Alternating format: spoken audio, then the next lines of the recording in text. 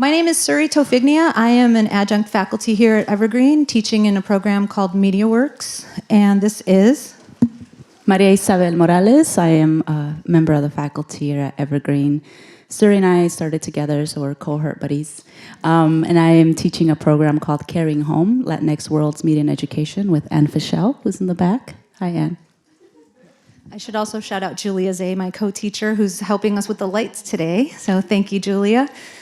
First off, we want to acknowledge the space and ground this work in the region that we're working in, which is home to the Medicine Creek Territory peoples. We are grateful for the opportunity to be here, and we recognize that we have a troubled history as Americans and as an institution with land use, and that's one of the reasons we're here today. So we definitely want to pay respects to the people that are the protectors of the land and which we reside on this campus. So I just want to take a moment and have everyone just think in their hearts and send some love out to those people right now protecting that land for us.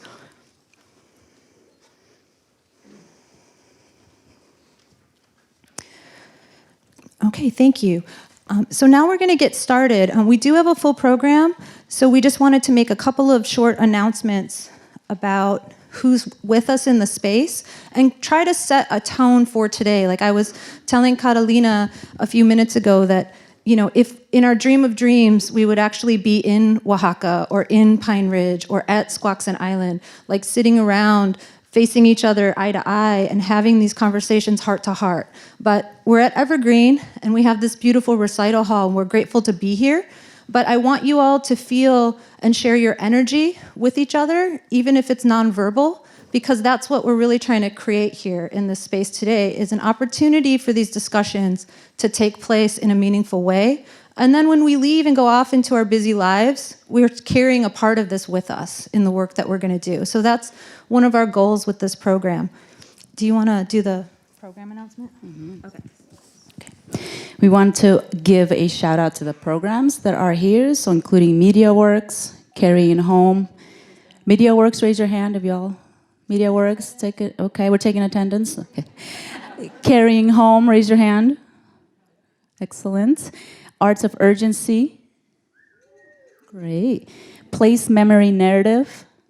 Faculty, look around. Media Artist Studio. Excellent. Eating in Translation. Great. Farm to Table. Great. From the Earth. Diversity and Dissent in Education.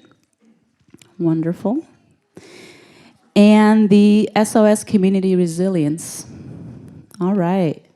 Great. Yeah. Like the what program? Yeah. And then are there any other programs that are here that I didn't name? Shout outs? No? Okay. We also have members of the community here that we want to acknowledge. Thank you all for being here, and thank you to the panelists who you all meet soon in this event. Thank you so much for being here. We want to acknowledge that there are a lot of folks and members of our communities who aren't present. And so as Suree said, we want to create a space in this conversation where we can think about all those members of our communities that are with us, that we carry with us, that bring their stories with us. So we hope that all of you could be as present as possible during our discussions, whether it's Zoom video or panels discussions. All that we are sharing with you all today is not ours, but it are stories that Suree and I and others have been gifted, and we are here to share those stories with you all, those testimonials with you all. I also want to do a shout out and hold all the migrant peoples who are currently on a journey and migrating somewhere, who are, you know, in these journeys of seeking and finding a place, a refuge. I want to acknowledge those people. I want to think about the ways that migration is a right, but I also want to acknowledge the people who are in their homelands and who are resisting these pulls and don't want to migrate, because it's also a right to not have to migrate, right? So I want to think about those. I want to acknowledge the children and families who are in detention in our border, in our state, right next door in Lacey, there is a a detention center, a place for children who are held.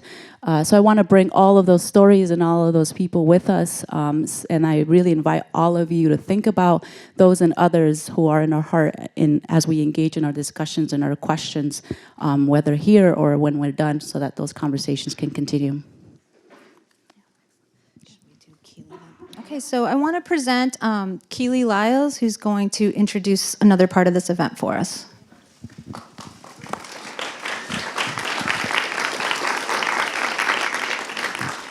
Hi, my name is Keely Lyles, and I'm a SURF fellow and a media student here. So this event is the culmination of months of planning, and this event was started, the planning process for this event actually started in May when August and I were notified that we were Suree's SURF fellows for her SURF project, which was research and nonfiction film development and production. And so this event started when we were applying to a grant through the Clean Energy Committee, which is a resource available to you as students, and I encourage you to apply. Even if you don't get it, it's a great experience to sit down and write a grant, especially for those of you in media who will be producing your own films, hopefully one day. And so I want to take a step back and think about where I was a year ago, which was I was here in the COM watching the Waters Connect Us panel, and I was in MediaWorks, and I was learning about grant proposals and treatments, and I was sitting here and I was like, I'm not going to use those.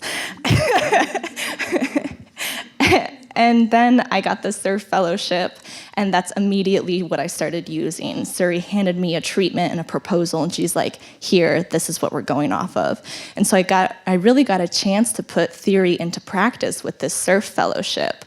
I was writing grant proposals, I was writing treatments, and I was engaging in research about this project and about these communities and these peoples. And then I got to take that research and all of the planning I had done and actually go and visit the communities in Oaxaca and do field research and do filming off-site, not at Evergreen, and putting all of that into practice. So all of you who are doing media studies right now, it's all worth it, it's all real, and it's the SURF fellowship provided an amazing opportunity to put all of those things into practice. And so with that being said, I want to thank the Evergreen State College Foundation, who makes the SURF fellowship possible, and also take a moment to thank the communities in Oaxaca that we visited and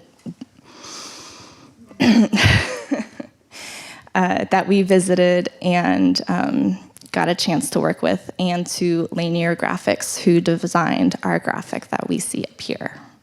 So. All right.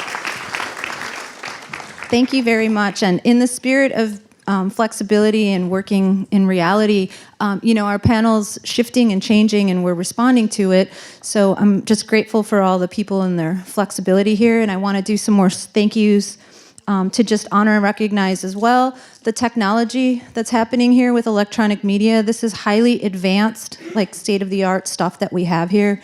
We will be zooming in 2 participants, one from Oaxaca, Mexico, Josefina Vasquez Morales, who was the inspiration for doing this Nurturing Roots event. We wanted to present her work, and unfortunately, due to not getting a visa, she was unable to come with us today. So that's part of the work that Keely and August were doing to write that grant, was to bring her to do this celebration event and present the work back to the community around themes of sustainability. So we reframed, and Maria Isabel and I spent a lot of time, and then we collaborated with this technology so that we could still bring Josefina with us, right? And then the event became even more meaningful because then it became about reacting to and responding to things that we can't control. Right? Are we going to let it stop us from having this event because Josefina didn't get the visa? Or are we going to recognize it and say, you know what? We got to keep going. So I just want to introduce that we will be speaking with her later. We also have some beautiful members of our local community that will be present. We have Jeremiah George, who recently found out he was going to be helping and stepping in for Charlene Christ, so we're grateful that he will be here today to talk about work at Squaxin Island. We have Marco Antonio, Flores Quin, who is here representing for the Purépecha community, and he's going to speak to us later about the work that he's doing with cultural revitalization and other work in his community here nearby. And then we have zooming in, later we'll be zooming in with Alex Whiteplume, who's a person near and dear to me, who's one of the original resurgent hemp farmers in the movement to grow industrial hemp. And he was the first indigenous person to face the federal government and assert his sovereignty through growing hemp. And he's going to be zooming in later as well. We have some poets that will be presenting some work, and we have some videos that we'll be showing that are informed and inspired by this work. So we have kind of a nice panorama, right, to give to everyone today. So without further ado, I just want to recognize electronic media and thank you all. We're at a time at Evergreen that's a beautiful time. We have access to all these amazing resources. It's also a very challenging time, as we all know. And it's important to live in a world that understands that, because what's happening here is exactly what's happening when we leave Evergreen. So we're grateful. I mean, I'm amazed. This is an amazing experience to be able to do this and to bring all of you together to listen to these testimonials, like Maria said. We're here today to hear first-person voices. That's what testimonials means. In nonfiction and all the work we do, we ground our work in the people connected to the community. So our themes are about land, they're about migration, they're about sustainability, and as engaged listeners, we hope that you will find some time to think through questions that may or may not be able to be addressed today, but you can carry them back in your programs. Okay, we are going to start with Jeremiah George, who is the Assistant Director of the Squaxin Island Museum Library and Research Center. Jeremiah also coordinates the annual canoe journeys, and we've had an opportunity in our program Carrying Home to hear from Jeremiah during a visit to the museum just recently. So Jeremiah is here in your program. We said we have a bio for Charlene Kreis, who Charlene is with us today, but Jeremiah is going to be here sharing with us. So please help me welcome Jeremiah.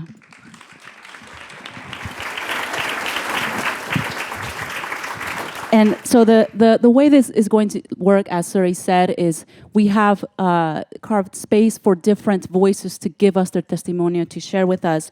I'm going to read out the questions and so that could guide Jeremiah, but we've asked our panelists, our community members, to tell us what they feel that we need to hear.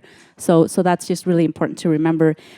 So Jeremiah, some of the questions. So how are indigenous communities creating sustainable land practices that support culture and traditional ways of life? If you can talk to us about what sustainability means to you, and also what it is that we can do to support the work that your community is doing to build sustainability, especially thinking about the next generation and how we can help and how you all are working to maintain these connections.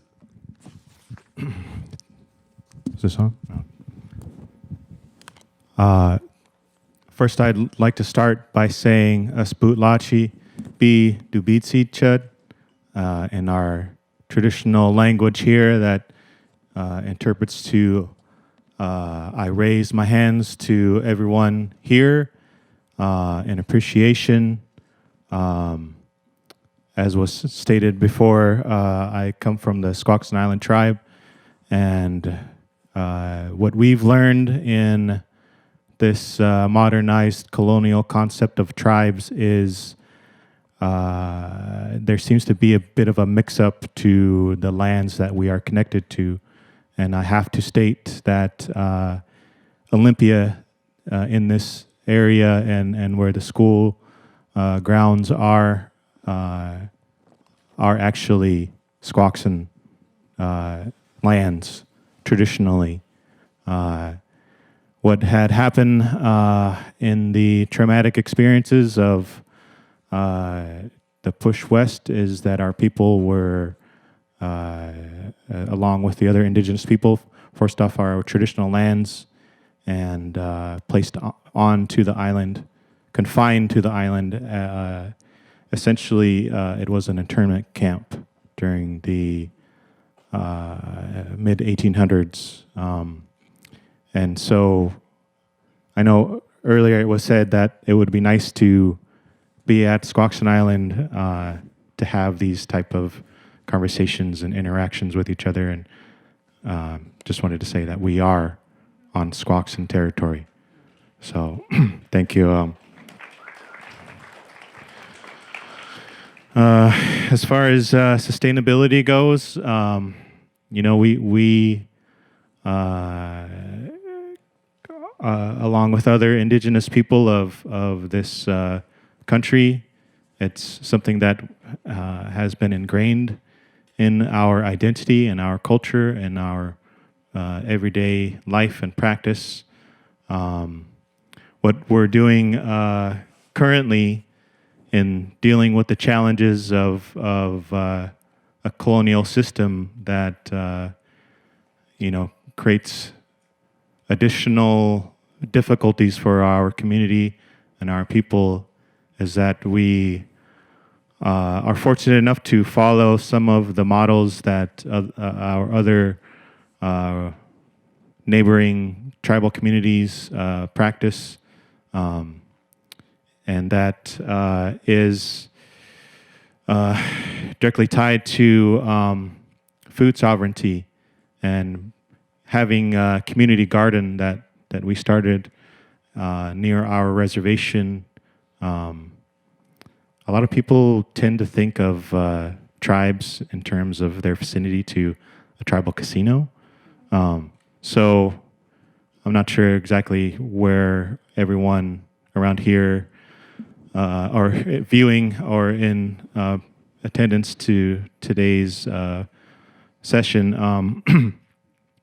I don't know how familiar people are with the Olympia area, but we're about our reservation is about 10 or 15 minutes from here. We're close to the Little Creek Casino, and we were fortunate enough to have our leadership take priority in funding a tribal community garden program where we bring back and reconnect our people to our traditional food knowledge, and opening up that experience of getting in the dirt and growing food and distributing that to our community. And that's a really empowering thing. It's as I said, it's something that has always been ingrained in us, but it's something that's being rekindled.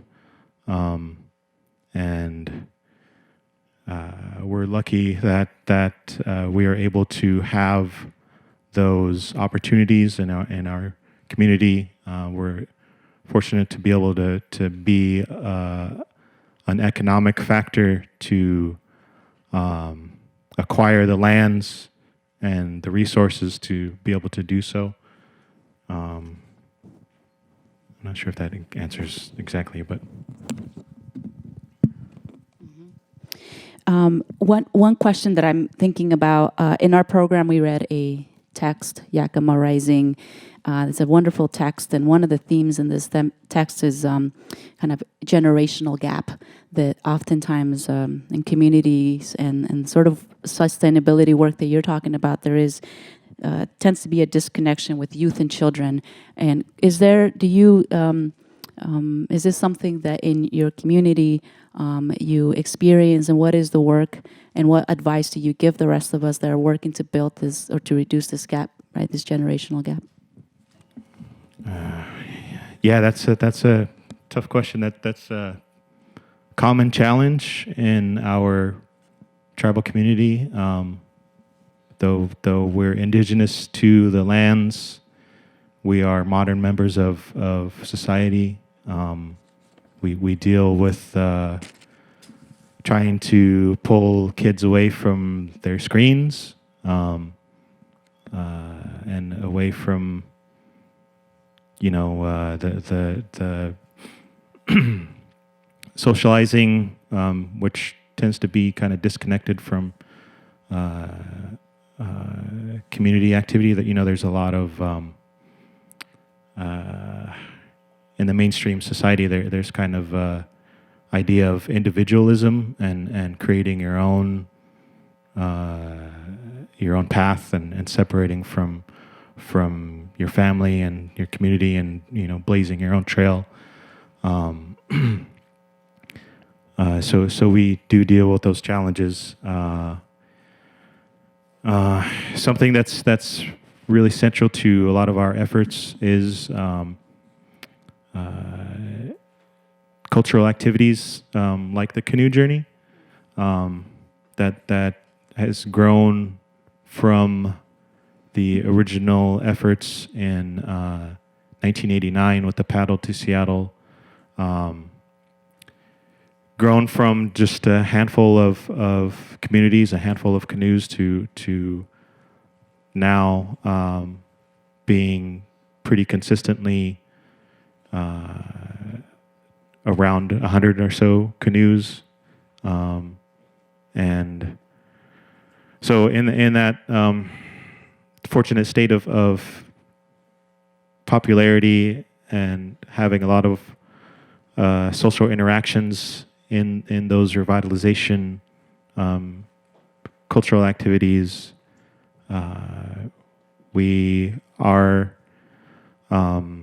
tending to that gap, and we try as a tribe to have as much activities within our community that are intergenerational, having elders, adults, and youth participating in community gatherings, whether it be teaching opportunities through our different tribal programs, but also our cultural activities.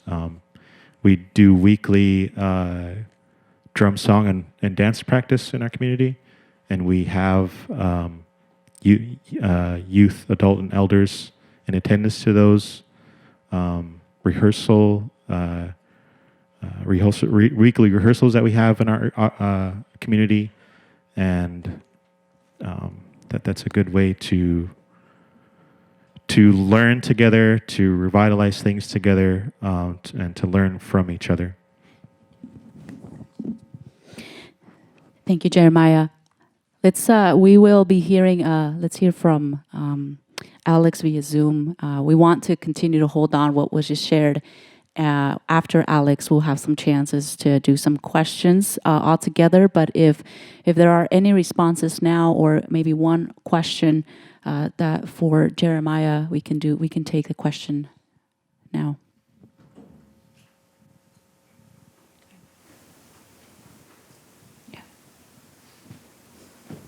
Yeah. Go ahead. How is the situation with the sea and the water levels and temperatures affecting your cultural foods and medicines, if there is any effect from the current situation? Yeah, we're experiencing that impact. In our region here in the Inner Salish Sea, there was a lot of pollution from the industry. There were a lot of mills close to the water, a lot of other industry infrastructures that were basically on the water because the water was the main route of transportation for a long time, and it continues to be that. And so, yeah, we're definitely seeing a decrease in our salmon runs, a decrease in our marine food sources because of those traumas that have taken place in our waters and our lands. Of course, the farming industry is another common impact on that also. We're working actively as a tribe with our natural resources department to tend to some of those issues. We have shellfish beds that we manage for oysters and clams, gooey ducks. Gooey duck, people don't know, actually comes from a tribal term, gui duck. And we work with the neighboring government infrastructures, state and federal institutions to be a factor or a voice and to, to try to improve things.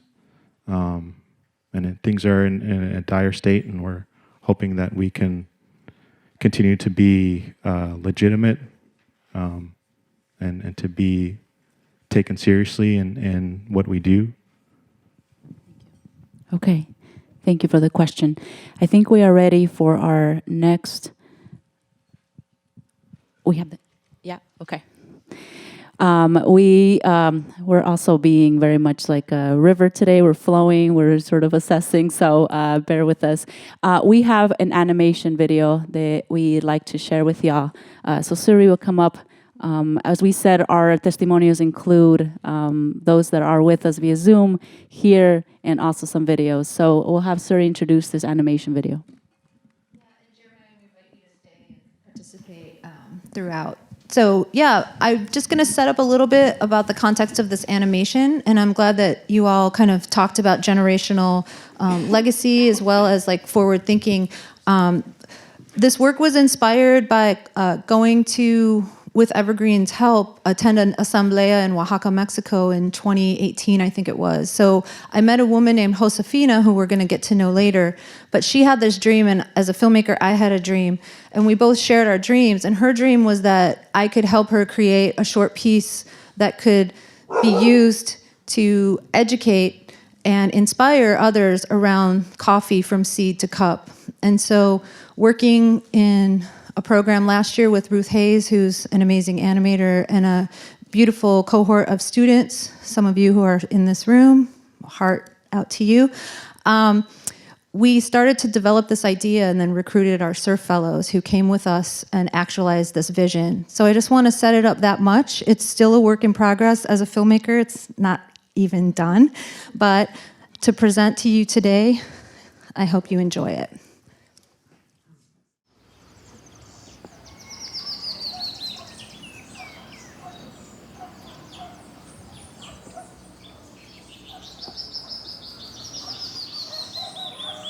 Soy una semilla de café.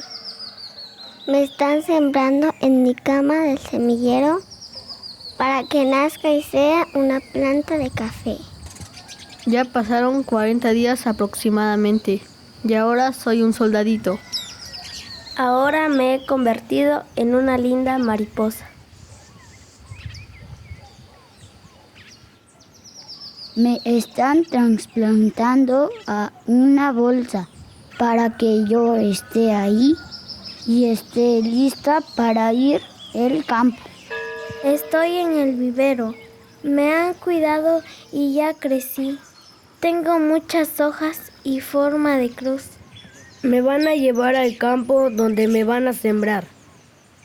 Soy una planta de cafeto y van a esperar de 3 a 4 años para dar mis primeras frutas después en la temporada de cosecha. Durante ese tiempo me están cuidando como abonar mis raíces. Voy creciendo fuerte porque todos me dan ese amor. Cuando yo esté muy maduro me van a cortar. Ahora ya me despulparon para quitarme la cáscara. Me van a poner en tinas para que me fermente durante muchas horas, dependiendo del clima. Tenemos mucha miel y descubrimos mi dulzura. Ya me fermenté. Ya me llevan a lavar para posteriormente en un petate o una cama de secado. Ya estoy seco y con una buena humedad para que dure más tiempo y sea un grano muy rico en taza. Ahora me van a guardar en sacos dentro de una bolsa especial para que después me trillen. Ya estoy trillado y ahora estoy en grano verde y listo para ser tostado y molido. Y para que me puedan preparar al gusto de cada persona, ya sea en café de olla o preparar en diferentes métodos. Ya me prepararon en un método artesanal. Y soy un rico y delicioso café. que le encanta el paladar de cualquier persona que tenga la oportunidad de tomarme alguna vez.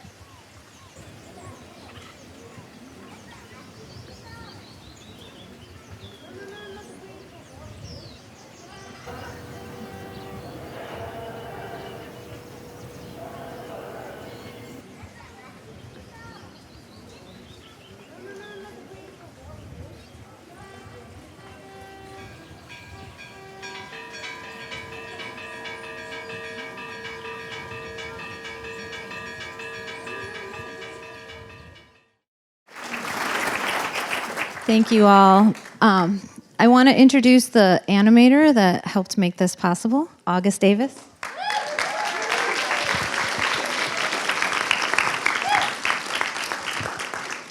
Thank you, everyone. Wow. That was my first time seeing it on a screen that large. That was really great. So one of the things that we were all thinking about a lot during this process was how representation would play a role in creating this animation. And by that, I mean it was a great gift to receive these drawings from children in Oaxaca.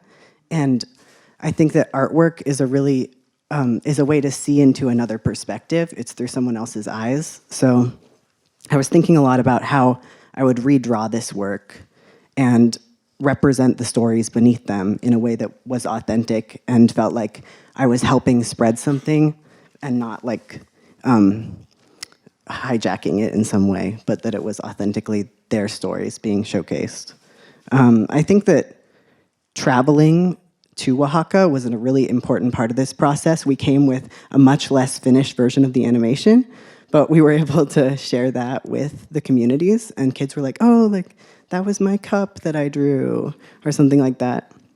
And so that was how we were able to give back, and it was an exchange, not just like a one-sided gift. So that felt really good. We were also able to teach the children a little bit about how animation works in animation workshops. So they were able to practice it, and they got it really quickly. So that was really amazing. So I hope that they're inspired and still kind of doodling and doing some of that. Maria reminded me that we also have a book of the original drawings. It was out there at the beginning, and I'll put it back out there when we're leaving. It'll be on a table outside. It's right there. Yeah. It's been amazing to be able to do this as an undergrad and with Evergreen, because these resources have allowed this to happen. So I'm really grateful to all of the media resources that I was able to utilize in order to produce the animation, and also the funding that allowed us to travel and put on this event. Keely already did a shout out, but I just wanted to echo that.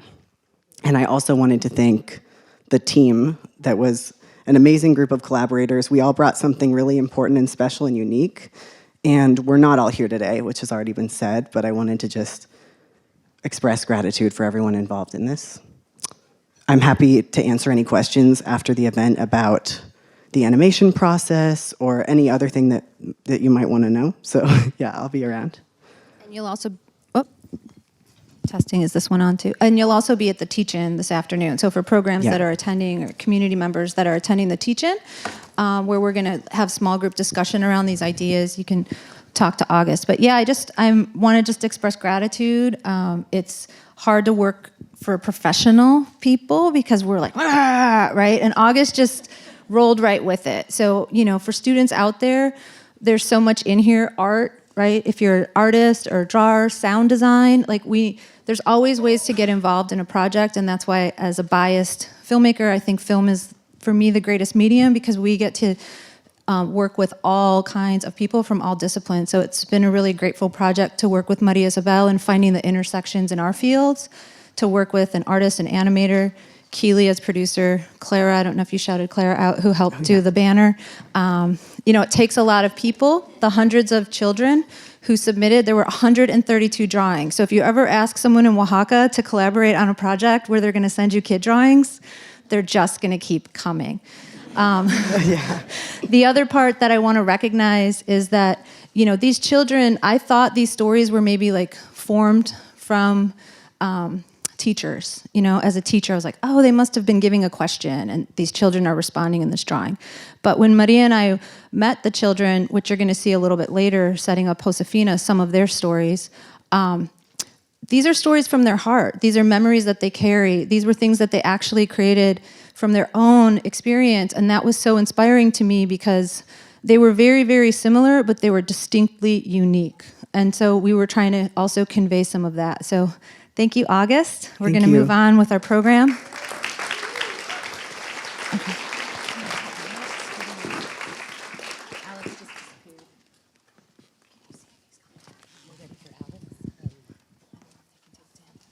Okay, so we are zooming to the next person, and he's been here the whole time, and now he just walked away.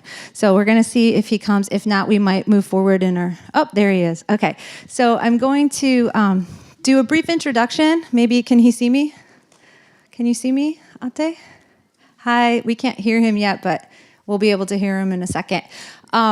So I started working with Alex Whiteplume and his family in 2002. I had a question about industrial hemp, and it led me down this road to meet this man and his family, and they forever changed my life and gifted me in a way with their honesty and truth, and gave me a place to put my social justice passion. And as a person raised in Chicago, like all the things I felt that were wrong were playing out with the work that the Whiteplumes are doing. Oh, there he is. Yay, that's Alex Whiteplume.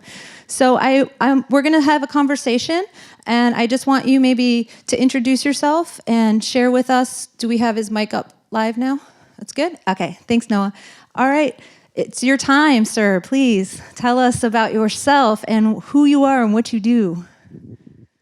Okay, first I'd like to say hello to everybody there. I offer you a heartfelt handshake from the Great Sioux Nation of the Great Plains of South Dakota. My name is Alex Whiteplume. I'm the elder in my family. I'm the oldest living male in my bloodline. So my family declared me as Nutja, which means interpreter of the breath. It doesn't mean I have any authority. It just means that I'm the eldest of the Whiteplume family. And we've been growing hemp since 1999 under tribal traditional law. And the DEA, United States Attorney, the United States in general, did not see fit to leave us alone to create economic development. You see, the American government have all these restrictive laws that keeps us in poverty. And so one thing I'd like to share with everybody in the audience is another word. At the beginning of contact, we were called miscreants. We were called savages, heathens, dogs, and hostile was the last word that we were declared as Lakota people. But today, I'd like to ask all indigenous peoples around the world to use the word resilience. Under all these governmental oppressions, all these federal laws that keep us in poverty, keep us divided, we're resilient. We survived everything and that we're still here. So that's me in a nutshell.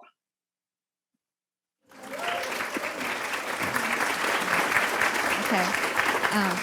Well, I think I'll open up that nut a little bit more then, if that's the nutshell version. Can you just tell us, how did you see hemp as a way for your family to do something that worked in tradition with the Lakota way of life, like the worldview I like to think of, as well as what are you doing to ensure that the next generation in your families and around the nation can continue to participate in a nice way with their land? Can you describe some of that work for us? From the very beginning, some of my nieces and nephews went to school, and they came home and they talked about hemp. And so we were fixing a park up at Kiza Park, where the whole family gathers every other weekend to have a family day so all their children can know each other. So that's where the idea came about. Then in 1998, the Oglala Sioux Tribal Council, our governing body on the Indian reservation, passed legislation that was real historic to me. What that legislation did, it was a real scientific law where they successfully separated industrial hemp from the marijuana law. So since 1998, under the sovereignty of the Oglala Sioux tribe, with our treaty, we decided to plant industrial hemp. And it wasn't just myself doing this, the whole family was involved, all the nephews and nieces. And they came and they helped us plant, we prepared the ground. And our dream was that someday we'll get out of this governmental oppression and that we can preserve our culture, preserve our language in our own way, because all the laws that the United States makes and keeps us on these little Indian reservations are real oppressive, and they're designed to assimilate us, to colonize us into the white man's society. Well, the Lakota people, I come from the Uyukhpe band of the Tituma nation, from the Lakota nation. And we're the ones that were declared hostile. And so we kept our language. I speak my language more fluent than I can speak English today. My whole family, we speak and communicate in Lakota. It's real funny. If I try to talk English to my little brother, it's just funny. We both laugh, you know. So we communicate in our language. And what little we have left, we have to preserve, because since contact with the white man, they wiped out all the ancient knowledge keepers, the wisdom keepers, the one who knew how to get along with the environment, where the stars come from, what is the word sun, what's his role in our society.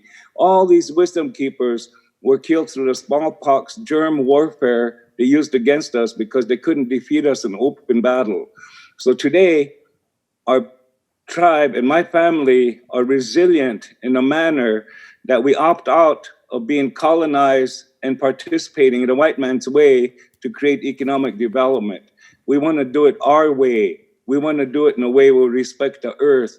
We know what the word for earth means. We know what the word for air means. We know where the water comes from, what's their role in our society. And we don't want to just share this with anybody, because a lot of non-Indians usually come amongst us, they listen to us talk, they write a book, and then they credit themselves, and we never get any benefit from that. So we sort of closed up and clammed up into our own family, and we have full faith and trust in each member of our family, and within the kinship system, there's nothing but love for each other. There's no animosity, no jealousy. So this is the way we intend to live into the future. We have to get away from these governmental regulations, these governmental rules. We need to be Lakota the way we see fit, the way we interpret our culture, and the way we interpret our way of life. Thank you. Can you tell us, for those of you that have seen Standing Silent Nation, the update from the story is that about 3 or 4 years ago, the White Plumes were able to finally start growing hemp after fighting this battle for 20 years and really risking everything and putting the hemp movement out there so that today it's almost a non-issue. We know how many farmers right now are growing hemp, and a lot of that is because of the work of the people who were part of that resurgent movement. And I would say that this man right here is one of the leaders in that movement, if not, the leader in a strong way, because he put his family and his sovereignty and his life on the line to grow this plant that just grows wild, right? And was introduced naturally, but yet incarcerated. So can you tell us a little bit about how hemp is part of the sustainability movement, and maybe how as Lakota you identify, or how you can connect us back to what sustainability might mean through your perspective, outside of the resilience, but in terms of, a worldview? I think sustainability has to be within the bloodline. It has to be within that kinship. The whole family has to come together in a center to center their power, they center their culture, they center their love. And from that evolves a dependency on each other, not dependency on the United States government. We depend on everybody to be truthful, to be honest. And we all came together and we got some seeds that we just happened to find along the railroad tracks in Nebraska. And so we put those seeds in the ground. And at that time, we had no fear that we were going to be attacked. Our main concern was, are we doing the ceremonies right? How to harvest, how to plant these hemp so they'll come out to be real strong. And so we must have did everything right, because that first year, in the year 2000, we had a real successful crop. The hemp plants, some of them were 16. The tallest one was 22 feet tall. We were so proud of ourselves. And then the United States attorney decided to attack us because hemp is still connected to the Controlled Substance Act. And so they came and they stole our plants. We call it theft. They call it eradication. Again, these oppressive United States regulations were applied to us when we're a sovereign nation from the Treaty of 1868, Fort Laramie. The United States Congress passed that treaty and the president signed it. So we were sure that we would have no interference. We took a step in the direction of self-sufficiency, self-determination, and some economic benefits. But then the United States stole it. 3 times in a row, they came and took our crop. And then my family and I were the only ones in this whole world that had a lifetime restraining order never to grow industrial hemp. Hemp is a useful plant. It has so many uses. We intend to apply most of those uses to our daily lifestyle. It's a clean plant. It's healthy. We eat it. We make medicine, CBD medicine, and we want to cure the diabetes out of our systems, out of our family. And so we took this challenge on, and it was such a beautiful feeling. Everybody was involved. Everybody was happy. They were laughing. And then we got mistreated again by the United States. Be a good little Indian and you'll get your ration. That concept in America still exists today. So we just respond to them saying, well, genocide continues in America. They have to change their attitude towards us. And today, as we live through the National Park Service system, they declared us from wilderness Indians, wild, savage dogs. The national parks declared us as the first visitors, civilized visitors. We're not originally from here, but we're tourists. So we realize all these bad words, the misconceptions they have about us. And then there's 4 different types of Indians in America. One is called an Indian community, where they live in the cities, but they declare themselves an Indian community. They pay taxes, participate in the city, state governments. And then you have the chartered tribes. And then the 3rd tribe is called Public Law 280, where the states administer jurisdiction over those tribes. Well, the Oglala Sioux tribe, under our treaty, we never succumbed to that. None of those other 3. We are sovereign through our treaty. United States pledged their honor to honor that treaty. And so we're a treaty tribe, so we're superior to the other 3 bands, the other 3 types of Indians. And today, we have to somehow all come together and bring them all back to their way of life. Because today, the Americans, what they want to do today is called we're in a termination era since 1972. They want to terminate us as tribes and colonize us into white man's society. And so we're resisting that. If you look at our history, one of the biggest issues facing us was the 1980, the United States Supreme Court told the United States government, you stole the Black Hills from the Great Sioux Nation. So make amends. So we went and said, we want our land back. The Black Hills is our sacred sites. That's like our church. But the United States refused to give land back, but they offered $17 million towards us. That's built up to over $1 billion today. And we say, no, that money don't mean nothing to us. We need our land back. We need our sacred sites back so we can go and be free to worship in our way. So today, it's very difficult to be America, to live in America. And the other thing I want to share with the people is we weren't a party to the United States Constitution. That was made clear back in 1700s. And so we're not a party to that. So today, the American Indians, as they call us, we enjoy 2 nationalities. We're Oglala Lakota first, and you can claim to be America second. We have that option. So I believe I talked around your question. I hope I answered it in some manner. You did just fine. Thank you so much. You taught me way more, as always. And what I want to just connect back to in this is this idea of nurturing roots. I think what he just spoke to is this concept that Maria Isabel and I really reflected on what to call this event, because it's not creating sustainability, because sustainability already exists. It's not like cultivating, we thought about cultivating roots, cultivating land. It's not, there's already people, we're already grounded way below the land. So I really appreciate the words that you shared because it connects back to our dream for this, which is to recognize that these roots go really deep, and oftentimes the systems that were around us want us to think that they're new, want us to think that this is a new word we're coding, green movement. It's like the green movement's been going on since humanity, right, to work in balance with the land. So thank you for sharing, and we're gonna come back to you later on if you stick around, if there's time for questions. So my heart goes out.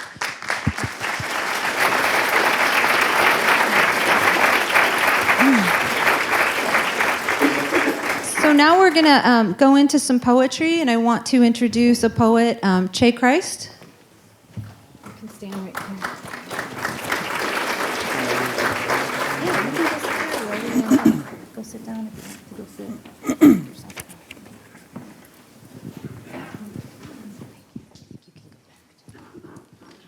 Dush Nmewahotek Nya Tahoya Yampe Nmewahotek. My name is Che Christ. I just want to thank y'all for having this event here. Thank everyone for putting it on and keeping this dialogue and this discussion going. It's very important that these conversations continue to happen. And I go around doing poetry and hip-hop music, and I try to keep this message continuously on the tip of my tongue.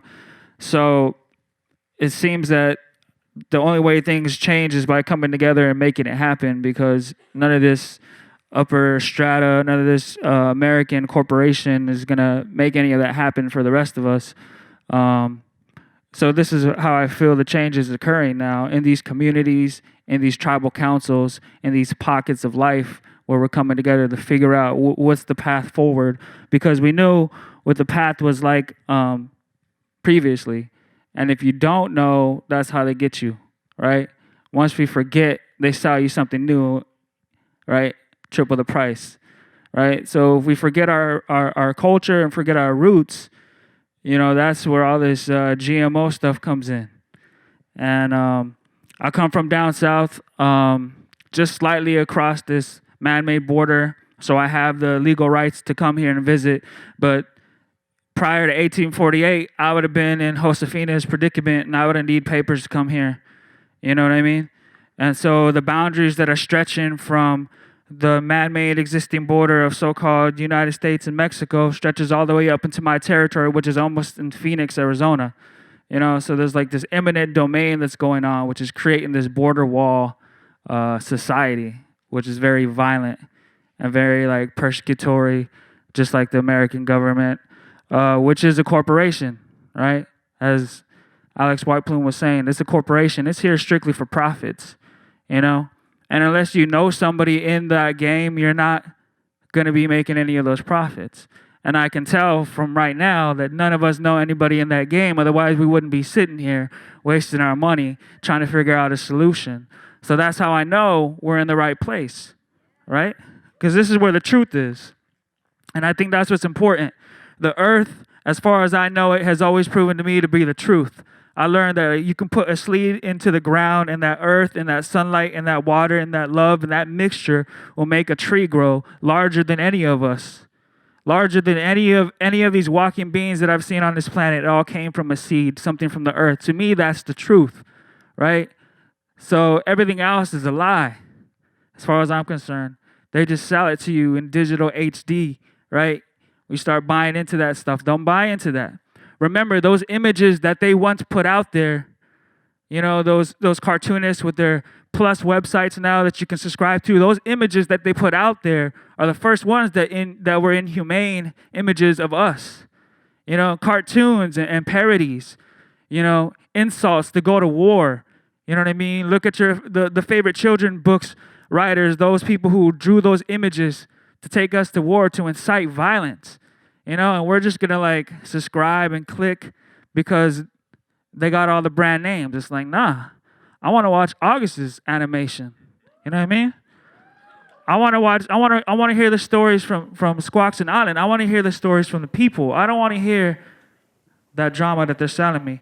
So in response to that, the corporations are still in our water, as we all know. there's only so much water left that's drinkable. So unless we come together and form this allegiance of people that are going to protect the water, we're doomed. And my tribe has ownership of the water rights in Phoenix, Arizona, which is a desert. You would think owning the water in Arizona, you'd be a billionaire, right? Or beyond that. But sadly, that's not the case. And though I'm restricted from giving testimonies against these upper strata people, I wrote it all into a poem, a book of poetry about how to restore the rivers, dismantle the dams, and other acts of indigenous sovereignty. And so this is just a piece in the middle of my deposition. It's called The Rise of the Gluttons. In times of scarcity, very few see with extreme clarity. Conservationists are denounced for preaching heresy. Truth seekers poisoned by the Pharisee, and we can barely breathe involuntarily. People still living terribly. Let's go crazy, not seek therapy. With little water and little food, rarely is there much healthy remedies for us to live carefully, but still, in every vicinity, we see there is no shortage of industry. With the millions of mining projects in the early phases of pillaging, exploration, exploitation, and unlimited chance for short-term dividends, there's much bewilderment while we face imprisonment. And there's no lack of federal oversight with international syndicates and limitless corruption. Overconsumption is the rise of the gluttons, and we thirst. Yet they exist con agua, like Canadian-owned mining corporations in Zacatecas using 14 million gallons of water annually, more than the entire local state populations. Same as the foreign mining giant environmental human rights abuser Gold Corp or the billionaire-owned Minera Frisco, FU to Carlos Slim and the Grupo Carso, Rio Tinto, Power Tech factions, depleting the aquifers faster than they'll ever be able to quick enough to be replenished. This is a death sentence, scribed on the back of a paycheck stub and receipts saved for tax credits by working families forced to uproot from their entire ecosystem or die to defend it. See, you see it, but we live it. Like the holy grounds of Bear Butte, Oak Flat, or the Unistoten Spirit Camp, going relentless, we never surrender to the pressure. No Dakota access pipeline to cross these treaty lands. No more destruction of sacred grounds and spiritual centers. See, beyond this point that we have entered, we strive to become better and recognize all true, genuine efforts. Because word from the wise, we can't keep earthly treasures for pleasure. The money comes and goes, but yes, death is forever. And the life you live is one struggle that goes on uncensored. And yes, the ancestors will never forget us. So your actions are how you will always be remembered. Your legacies carry more weight than your soul can ever be measured. So our uprisings are mere drops in the bucket compared to the rivers of lifelines the colonizers have severed. So we rise up, all in this together. Peace.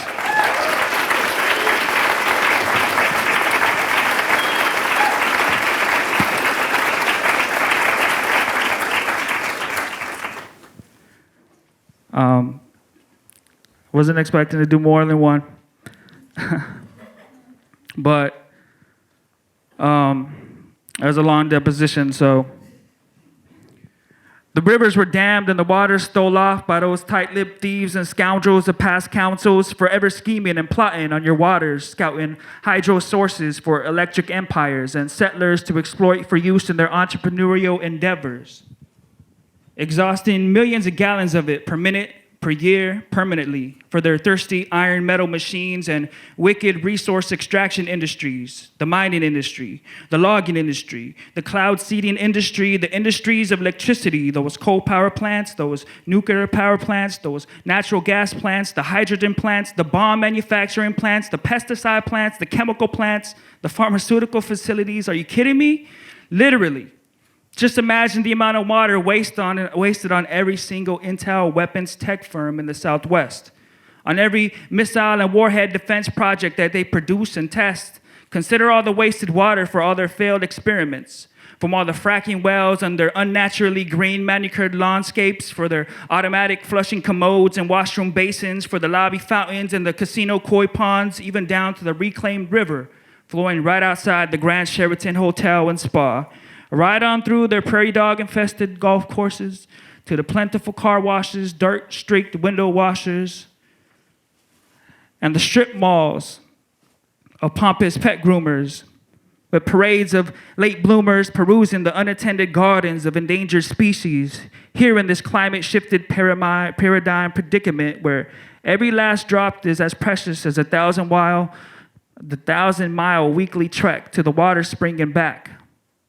I repeat, the 1,000-mile weekly trek to the water spring and back for our dear relatives, or the satellite-driven images of the aquifers and minerals lying just beneath the surface, invisible, like arteries and veins of the body, her body, physical, nonetheless holy, unbiblical, movements cyclical, flowing unimpeded in intervals, running like rainwater, back through empty streams of dry riverbeds, like umbilical cords leading back to where this all started, reclaiming every last drop that has since departed, even right down to the high fructose sugar water fountain drink at your local corner market. Out of stock, with limited choices, but we're thirsty and naive enough to buy whatever they bottle up for whatever the price. Except it's too late when we learn the real truth that only water is life. Peace. Thank y'all. Thank you, Che Christ. Thank you very much. So, you know, part of this work in making films is being able to bring together conversations, and poetry, art, music, all of it's part of it. So I just want to encourage you all, as you're watching this and thinking from your future perspective, your future self, you know, which role could you play in this is another one of our themes. So I'm grateful to the poets because it gives me the fuel to keep doing the boring work of sitting at a computer for like 80 hours to edit this video. So without further ado, we're going to move forward into bringing us, we wanted to figure out like how could we bring you to Oaxaca, right? And we tried to raise money, but sorry, maybe next year. But what we did was we just took a few parts from some of the testimonials that we heard from some of the children that helped us create this animation, as well as from Josefina, who you're going to hear from, and we want to share this little short excerpt. It's a work in progress. My filmmaker hat is saying there's no sound mixing, it's not edited, but it's what I could do for this. Me contó mi mamá que en algunos lugares no toman café y eso es triste al no saber cómo sabe el café, cuál es el gusto, cómo se siente tu boca al sentir el sabor del café. Hay personas que no alcanzan a probarlos, se quedan con las ansias de probarlo, pero nunca pueden probarlo. Son tres cosas importantes, el trabajo del café de especialidad de mujeres y de niños y jóvenes. Uno, para que los niños, los jóvenes, de entrada, pues no emigren, ¿no? Otra, de que sepan que el tema del café no nada más es como nada más de voy a sembrar y cosechar y ya hasta ahí se termina. Es demostrarle todo ese abanico de toda la cadena productiva del café. ¿Cómo te llamas y cuántos años? Vanessa, tengo 6 años, aquí vivo en Tarea de Castro. Todo lo del café, mi abuelita me lo cuenta y yo se lo cuento a mis amigos cuando me dicen cómo es lo que aprendo con mi abuelita. Es muy bonito estar ahí, juegas con los árboles y es muy divertido. Hola, yo me llamo Eric Serafín García Suárez, tengo 10 años y soy de la comunidad Reyes Llano Grande. Yo la primera vez que vi un cafetal fue una experiencia muy hermosa para mí porque nunca antes había visto un cafetal y así es como yo más o menos lo recuerdo, que vi mi primer cafetal ahí en mi casa. Fue genial esa emoción, así que yo quise dibujar algo que me apasiona, que me gusta mucho. Así que viajé a través de mis recuerdos. Yo me llamo Víctor, soy de la comunidad de Reyes Llano Grande, Santa María, Yuquiti, Tlaxiaco, Oaxaca. 10 años llevo con todo aprendiendo lo del café. Pues mi abuelito ha sido el que me ha enseñado casi todo con mi papá. Son los únicos que me enseñan y que me apoyan a seguir adelante. El café para mí significa como otra persona que necesita del cuidado, necesita atención y necesita que la cuidemos, que limpiemos el lugar donde está sembrada. Ya cuando esté grande es como una persona que necesita cuidado. ¿Cómo te llamas? Wendy Vianel García Castro. ¿Cuántos años tienes? 9. A veces le ayudo a mi papá a limpiar el café y a tostarlo. Ese nada más tenemos que poner un poco de fuego y poner un comal y tostarlos, y hay que revolverlo con una cuchara y así nada más lo vamos revolviendo y el café se va tostando y poco a poco lo metemos en una bandeja y vamos moliéndolo. El joven tenga ese amor hacia la tierra, hacia el café, ya que es una herencia, ¿no? Yo le llamo herencia porque no sabemos a qué precio conservaron los abuelos, los bisabuelos, los papás esa tierra. Y lo que queremos es eso, que no abandonen el amor, la tierra, y enseñarles de generación en generación, porque sí se puede trabajar el campo y sí se puede vivir decentemente, ¿no? Del campo. Buenas tardes, público presente. Me llamo Dylan Brandon García Pavicion. Hoy vengo a ofrecerles un café doble fermentación. Mi café es un café de la variedad típica. Está a una altura de 1950 metros sobre el nivel del mar. La receta que ocuparé van a ser 25 gramos por 415 mililitros de agua.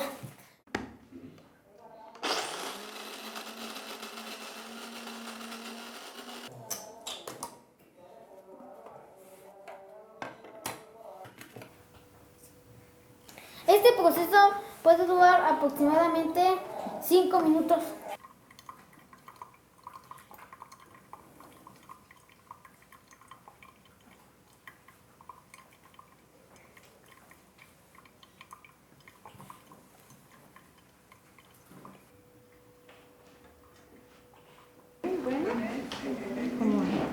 Muy calidad, ¿no? Muy bueno.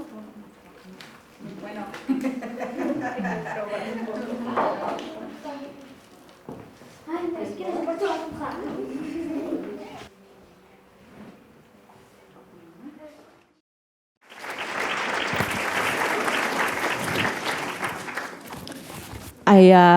I want to say that being there with the kids, the children, I'm still feeling in my heart this love that I think I feel in the audience that you took from just these brief moments. And as Suree said, there's so much, and there are a lot more children. This gives you a little taste.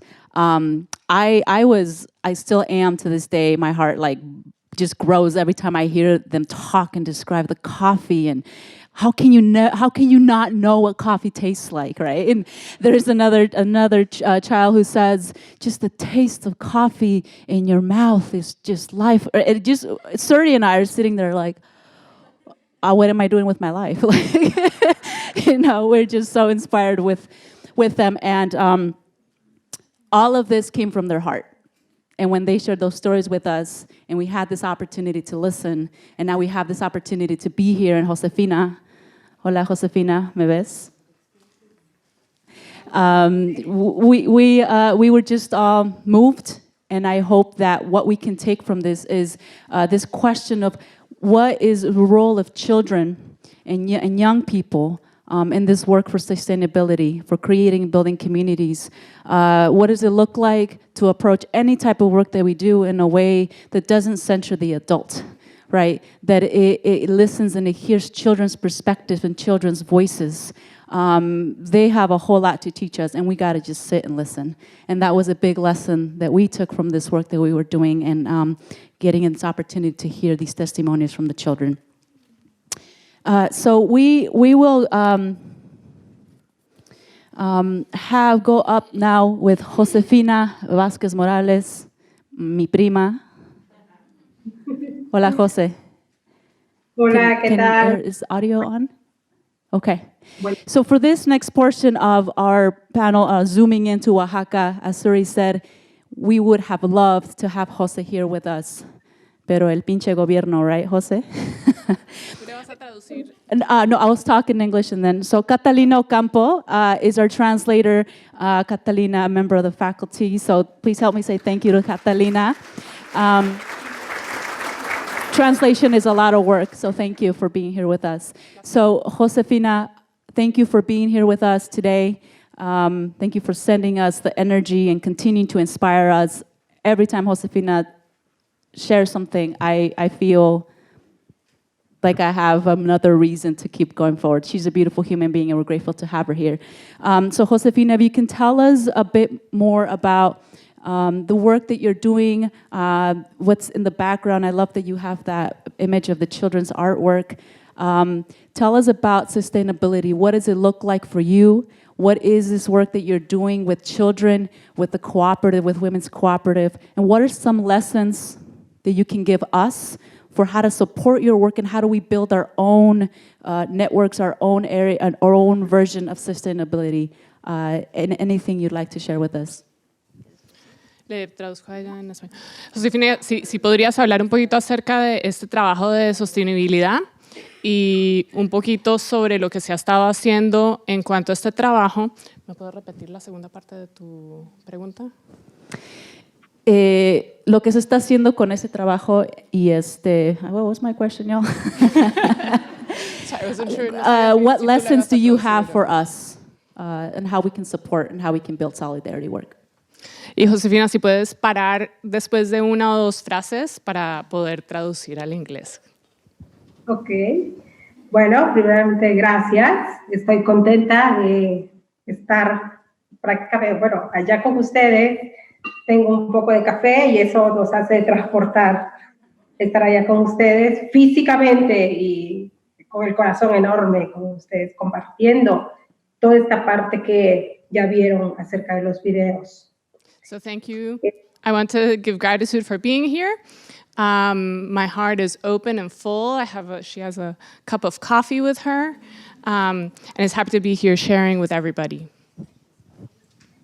Okay. Lo que ustedes vieron y escucharon hablar acerca del video y esa emoción, cómo describen esa identidad los niños a través de los dibujos, eso nosotros le llamamos luchar y enseñar precisamente una soberanía alimentaria, buscar y reforzar esa identidad que ya tienen los jóvenes, los niños en esta parte de la producción del campo. Ahorita hablamos de café.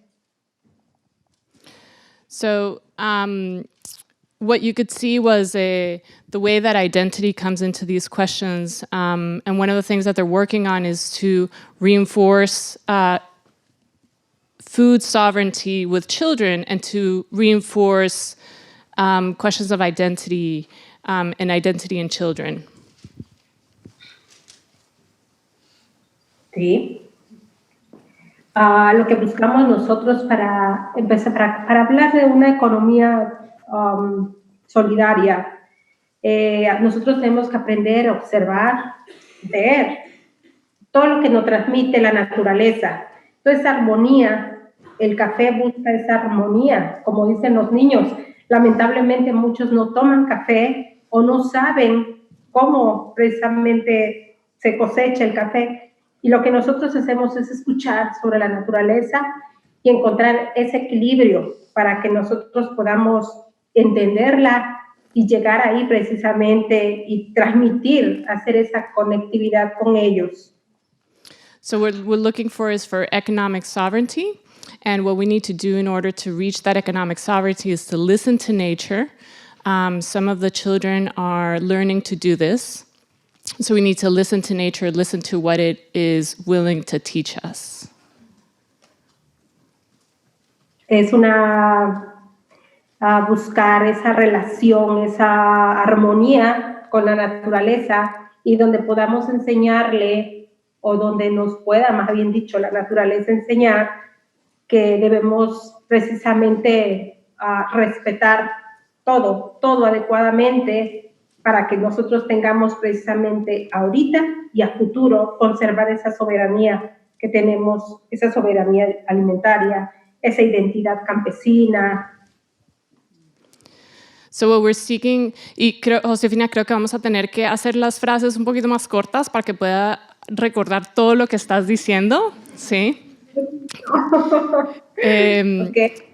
Si puedes repetir otra vez ese pedacito que acabas de decir. So I'm just asking Josefina to do shorter sentences so that I can actually translate everything back to you in the way she's saying it. El equilibrio lo relacionamos a través de esta armonía. So we're seeking equilibrium through harmony. Para que podamos precisamente conservar la soberanía alimentaria. So that we can keep our food justice and our food sovereignty. Y conservar, ¿no?, la identidad campesina. And to keep our identity as farm workers. La identidad entre los jóvenes, entre los niños. An identity among youth and children. Ustedes escucharon a través del video con tanto orgullo, los niños les comunican a ustedes y a todos desde la comunidad, la ciudad, cómo se cosecha el café. Inclusive en algunos dibujos que tenemos atrás. So you saw through the video some of the pride that the children express in being able to learn how to cultivate the coffee, to know how it is cultivated. Sí. Y pues realmente somos bendecidos porque pues estamos de este lado y tratando de conservar la bebida, el café.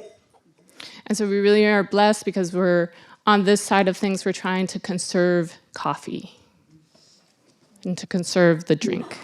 Mm-hmm. Can I get Para que lo puedan Jose?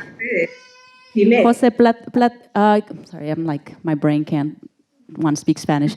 Can you tell us about, in the video that we saw, you talked about wanting to encourage children and young people to stay.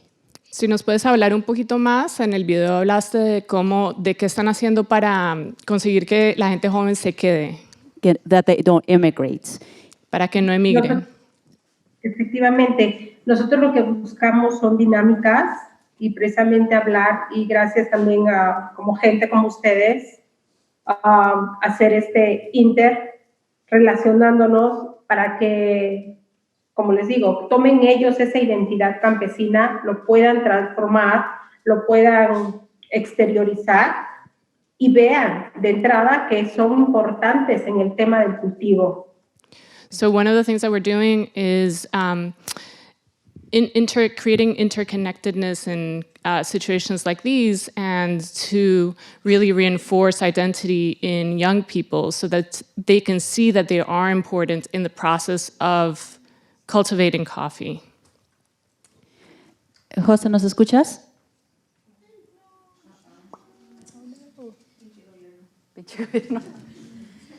Okay.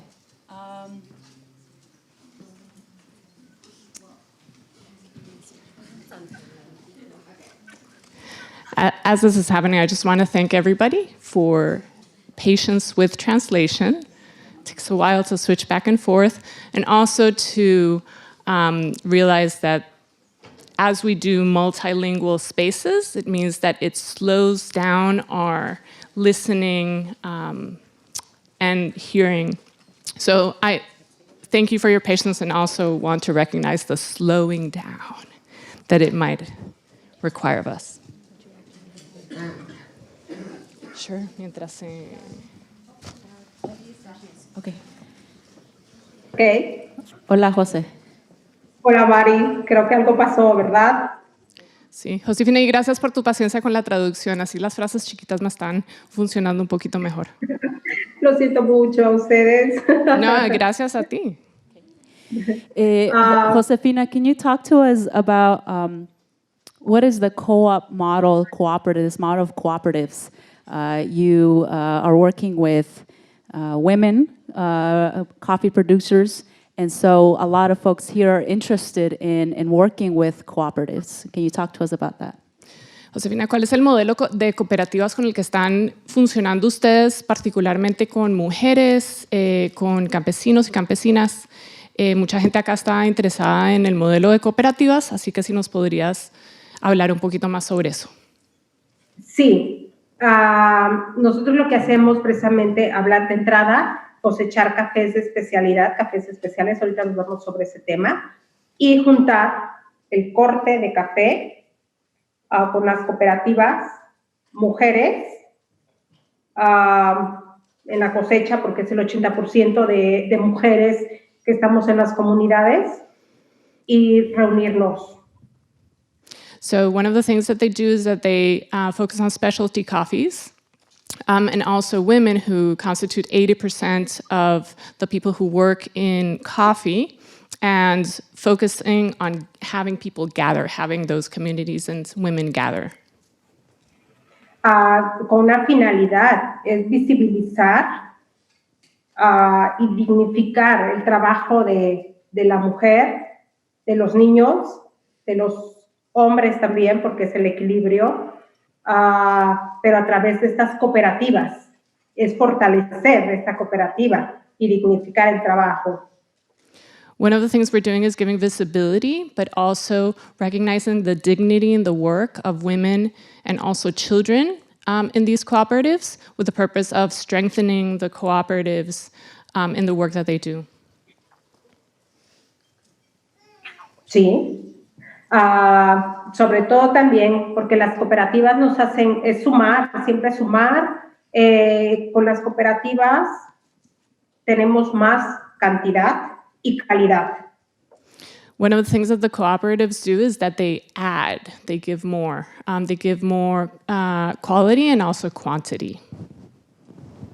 Sí, los cafés realmente, si reunimos todo esto, el respeto hacia la naturaleza, el mismo café nos va dando también esta calidad, porque es hablar con nuestra madre naturaleza. En el momento que estamos cortando es esa comunicación, es esa charla. So if we pay attention to nature, that's one of the things that is going to help us in giving better quality to the coffee, because nature will help guide us in figuring out that better quality of coffee. Things get a little more complicated when you are cutting the coffee and harvesting it. Jose, how is this specialized coffee different than traditional coffee growing for folks here that might not understand? ¿Cuál es la diferencia entre ese café de especialidad y el café, digamos, normal que se consigue?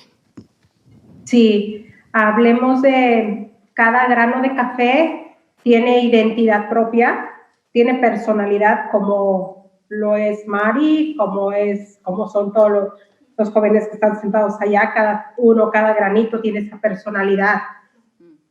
Y a diferencia de un café convencional, el café de especialidad es cosechar grano maduro, se cuida.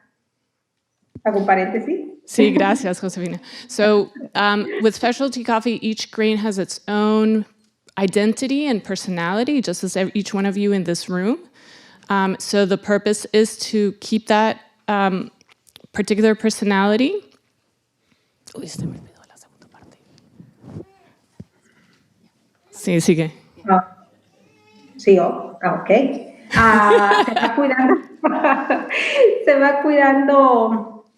Hay un aparato para medir, se llaman los grados Brix, el dulzor del café, el mucílago se le llama técnicamente, y se va cuidando paso a paso, tal como está el video. Se cosecha, se cuida los granitos.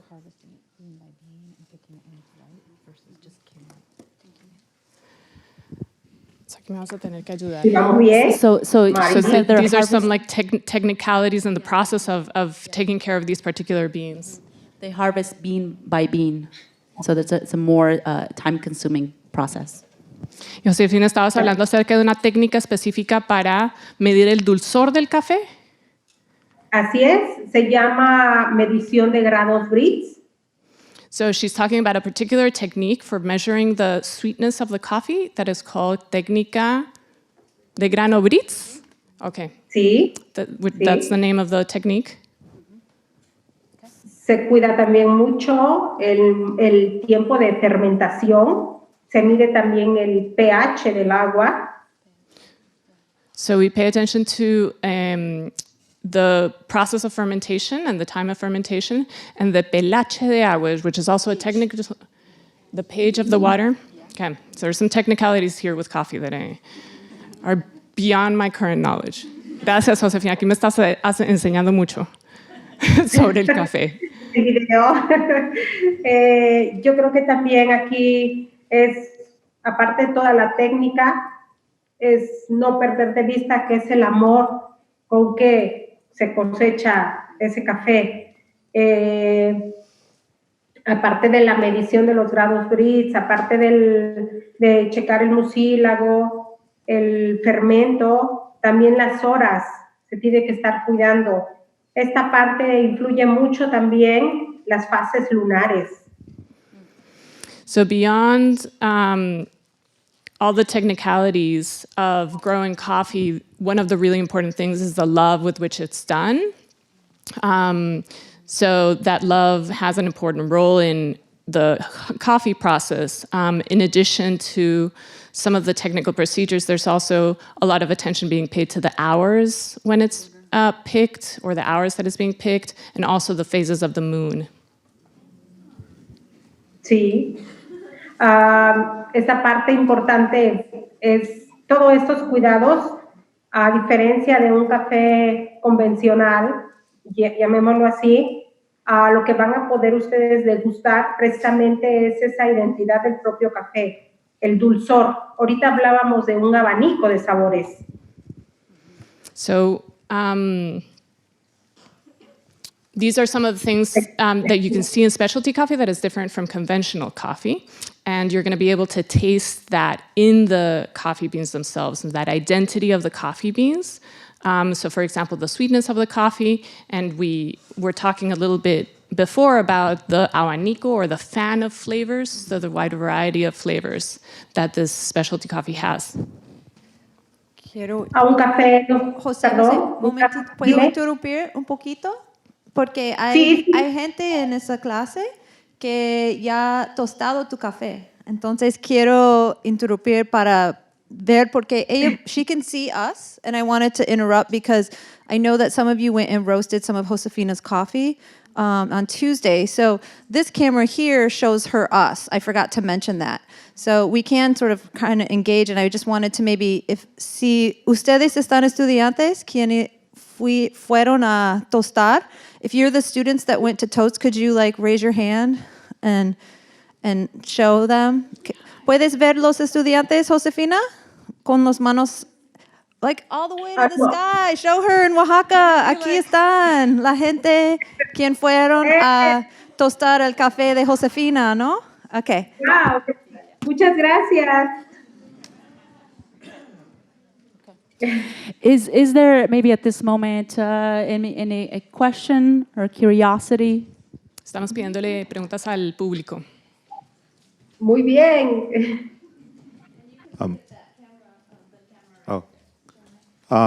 Curious about the reconnection to the land and to nature, and to how that's maybe reconnecting your people to ceremonies or traditions in your territory? Josefina, hay una pregunta acerca de, tú estás hablando sobre volverse a conectar con la tierra y la naturaleza, y la pregunta es de qué manera también cumple un papel reconectar con ceremonias o tradiciones para la comunidad de ustedes. Sí. Tenemos el orgullo de, crecimos en una tierra fantástica con mucha historia, y lo que nosotros es a principio de cosecha que precisamente es ahora. Como vemos el mural, se le agradece, hay unas manos. Agradecemos a la Madre Tierra por este año, por la que, sobre todo, que tengamos buena cosecha, cafés de especialidad, sobre todo también porque nosotros vamos a trabajar eso. Hacemos un ritual agradeciéndole antes de la cosecha y después de la cosecha.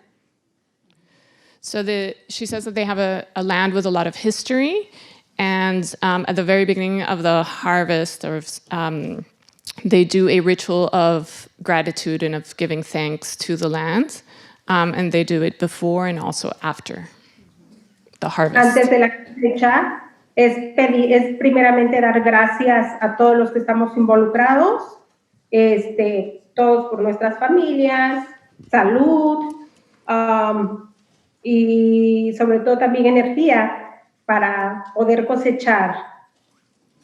Ese es el primer punto. Entonces, so before the harvest, they do a ritual of thankfulness to everybody who's involved in the process of harvest, thanking for health, but also energy in the process of doing the harvest, and solidarity among the people. Y ya después de la cosecha, también el mismo ritual, se dan las gracias por brindarnos, siempre decimos la mejor cosecha del año, y sobre todo porque pasan esos conocimientos de generación en generación. So after the harvest, what they do is a ritual of gratitude to thank. They always say that it's the best harvest that they've had ever. But also they thank for the knowledge that is being passed from generation to generation. José, tenemos una última preguntita y vamos a después continuar con la conversación. Ok. Compañera, un afectuoso saludo. Mi nombre es Marco Antonio, soy purépecha de Michoacán. Mi pregunta es en relación al derecho individual y el derecho colectivo del que usted hablaba. Yo tengo una preocupación enorme de lo que está pasando en México, que se está dando apoyo a la individualidad y se pudiera decir que se está satanizando la colectividad. ¿Pudiera usted hablarnos un poquito de eso? ¿Cómo lo percibe usted desde allá? Okay, so espérate un momentico, Josefina, para poder traducir al inglés. So the question that Marco Antonio presented was the difference between individual rights and collective rights in Mexico. And he expressed a preoccupation or worry for what is happening in Mexico right now, where a lot of weight is being given to individual rights, but collective rights are being demonized. Afortunadamente o desafortunadamente, dependiendo del plano en que estemos, lamentablemente habían algunas organizaciones muy viciadas. Con este cambio, ¿no? Yo creo que es de entrada controlar un poquito, pero aquí lo bonito es que van a resaltar realmente las cooperativas que estamos trabajando en pro y en beneficio de la tierra y productores. So Josefina says that unfortunately there were organizations that had there were viciadas or had internal problems, but with the new change in government, that there was a new attempt to control some of this, and there are some ongoing efforts to highlight cooperatives and support cooperatives. Okay, gracias, José. ¿Quiere continuar? ¿Sí? Puedes continuar, disculpa, no te quise interrumpir. Ok, no te preocupes. Necesito un tope porque sabes que hablo mucho. Ok, pues vamos a continuar. I do want to bring an invitation that in this afternoon session, Josefina will be with us, zooming in. So if folks are interested to join us at 1:30 p.m. This afternoon in the third level of SEM 2E, right? So if folks have more questions, we'll have an opportunity, fourth level, I'm sorry. So at this moment, we want to move on to our last panelist, but maybe there is... Yeah. Okay, we'll have some, Catalina will be sharing with us some poetry. Then we will go with Marco Antonio Flores Quin for our last panelist. And then the last time, maybe some more poetry, and then we'll wrap up with more questions from the audience. So, gracias, Josefina. Esta tarde vamos a seguir. Entonces, María Isabel estaba invitando a todo el mundo a que continúe con nosotros esta tarde. En la siguiente sesión vamos a hacer una transición con un poema y luego vamos a pasar a Marco Antonio. Sí, entonces vamos a hacer una pausa aquí. Muchísimas gracias. Sí, muchas gracias. Muchísimas gracias, Josefina.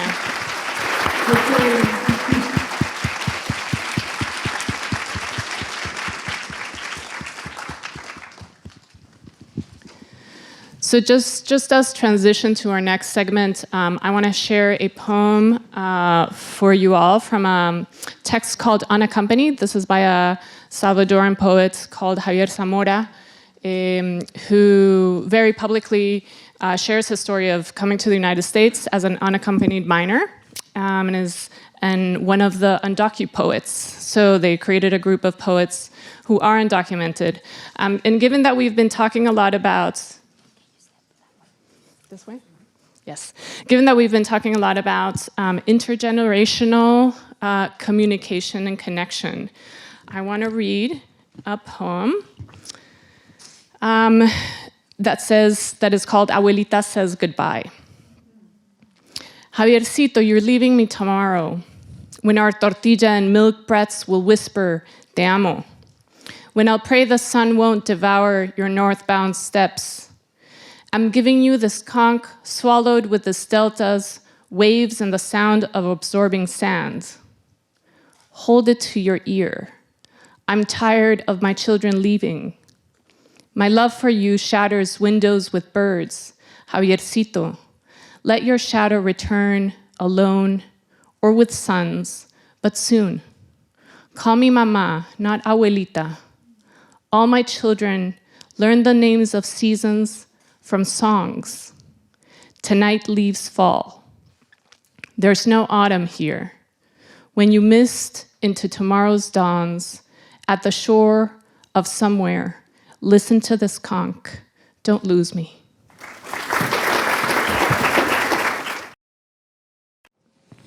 So again, we will be doing some translating, so thank you all for being here with us, fully present.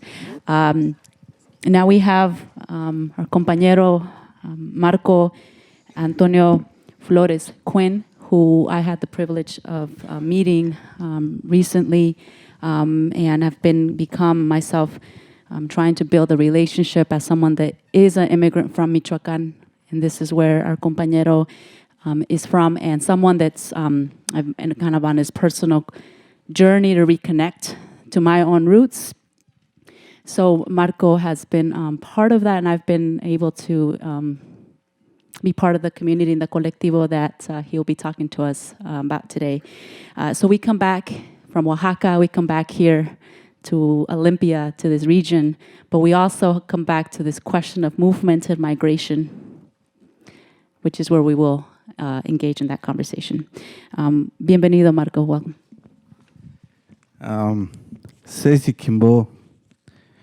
Kura Korean, Jack Kerichin, Tatite Chen, Insku Kuchan Zipik, Manda Pawan, Manda Teru Korea, Manda Shatin, Manda Churik. Escanimat, Quacha Kuchanzin, Keskiamin the Meshes Werak Charco Manjico Chenimbo, Presi Kura Quanimechan and Gasquachaco, Kinicherichan, and Ganduchayash Atatan Haka. Es Caxima, Teninsko accesi Paxuac San Juan Datikurin. Pues con el permiso de mis mayores, de mis mayoras, de mis ancestros, con el permiso del hermano que está aquí, que representa a esta comunidad, a estas tierras que hoy estamos pisando, con el permiso de lo más sagrado, que es nuestra madre creadora de todo lo existente, para yo poder tener esta conversación con ustedes. Yo hablo suficiente inglés para comunicar en esa otra lengua, entonces la interpretación aquí quizás va a ser en algunas palabras donde yo me atore, donde yo no pueda hablar y les voy a preguntar a ella o a las compañeras.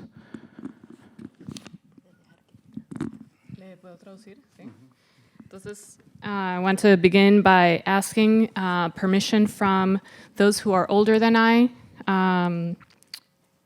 from ancestors, from our brother here, who represents the lands and these lands, from what is most sacred, Mother Earth. I speak enough English that the translation interpretation may be in excess, but we will have a conversation where we can fill in some of the words.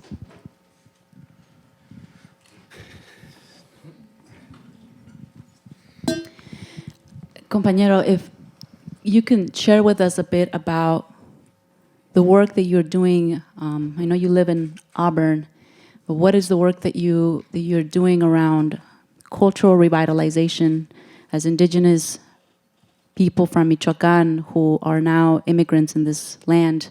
Can you talk to us about how you're working to revitalize culture? So, as I said, I speak this language. I gotta do my best and to be able to communicate in this other language that I'm speaking now. And that's important for me to let you know that this is my second time when I am in a panel like this. You know, I'm probably being more panels talking more about immigration and the situation why we are moving from our lands, you know, and as you hear in this video, these testimonies of the people working with the coffee, that's important, you know, that we find these ways, these collective ways, because we are collective. You know, we always say us, not me. You know, we always think in that way, in plural.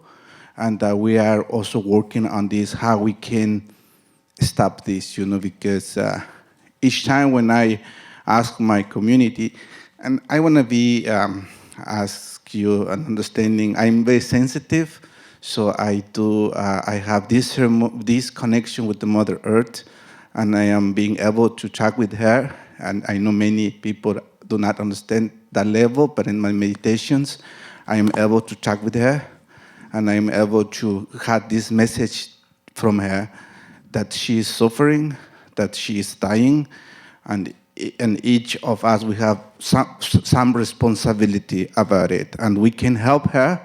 And unfortunately, there are things that we cannot be able to change, but I'll be open to talk if anyone is interested to more about it, more open and more widely.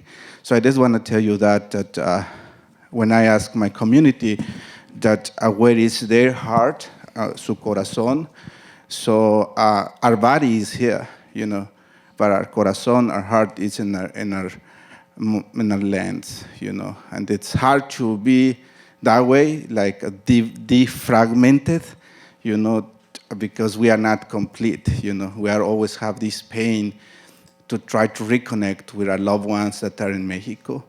So, and there are things that I am doing in here. One of them is, you know, it's when I start doing activism up here, and the immigration situation, deportations and stuff like that. But I realized without reconnecting myself to the Mother Earth, with my ancestors, I will be not strong enough, you know, to win this battle. So one of my elders tell me that, you know, first of all, you have to cure yourself, you have to cleanse yourself, that way you can go out and help others, you know. But if you are not in that level, you better stay home, you know, because you are not doing a good thing to your community. So I do ceremonies, I lead them. I have this connection with many relatives, brothers and sisters from different tribes or different communities, and that's the part what I am doing right now. You know, not talking about this, practicing. You know, putting the word in action. You know, and when we say Mother Earth, don't say it because it sounds so romantic. It sounds like, wow, no, I am so connected. No, give her the respect as you give to your mother, to your grandma, the ones that carry you for 9 months, the ones that is give the food for you to be able sit in this room this morning or afternoon. I don't know exactly what time it is now.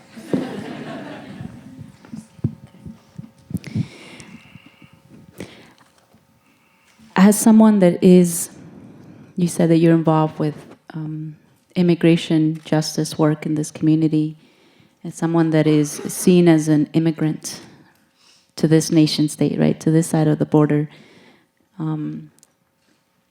what is your experience as someone is purepecha, right, that is part of these lands that are far away? What is your experience here trying to rebuild connections to familia, to gente back in Michoacan? And what is that work that you're doing to get children and youth to hold on to culture and language? It's a challenge because it's a lot of land in here, as you know. And as you know, our brothers and sisters from different tribes or communities, they have just a little bit of that land that it was ours in the past, right? We don't have that in here. We have that in Mexico. So if it's a way to say it, we have no territory in here. So, but even with that, we are following these community gardens, that are, in many cities. And we have corn from Mexico. I mean, don't say it that because supposedly we cannot do that, right? But we have, our corn from Mexico, also from our brothers and sisters from the Lakota, and also from Oaxaca. So we are trying to protect the seed. We don't have enough space to have an actual agriculture running in our ways as a purépechas, but the pieces that we have, we are trying to protect the seed. We have also from calabaza, ¿cómo se dice calabaza? Kind of squash. Squash from Mexico, and also chile, ají, y chile. Sí, tienen. Sí, chile, and beans from Mexico.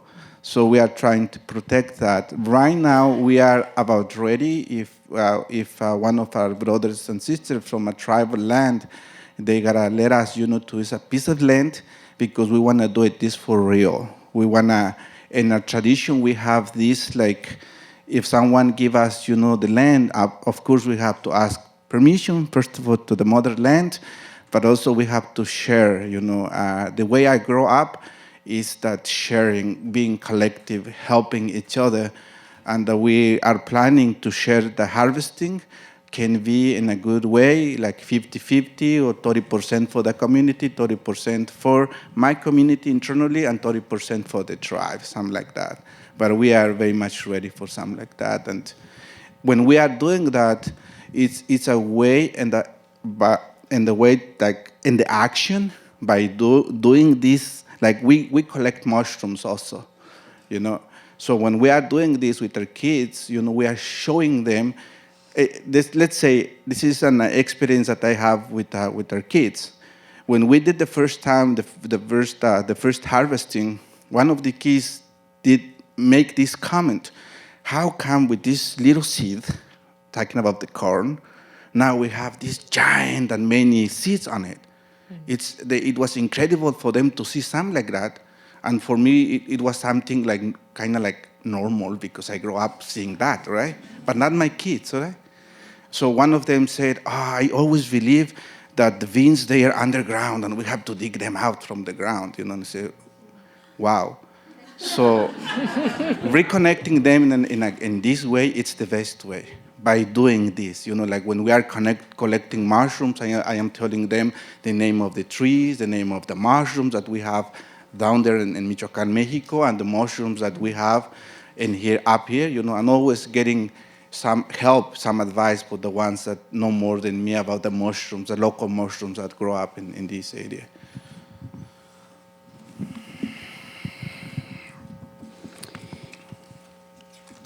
Here we have a group of students and faculty and a lot of interest and desire to organize, to work and be in solidarity work.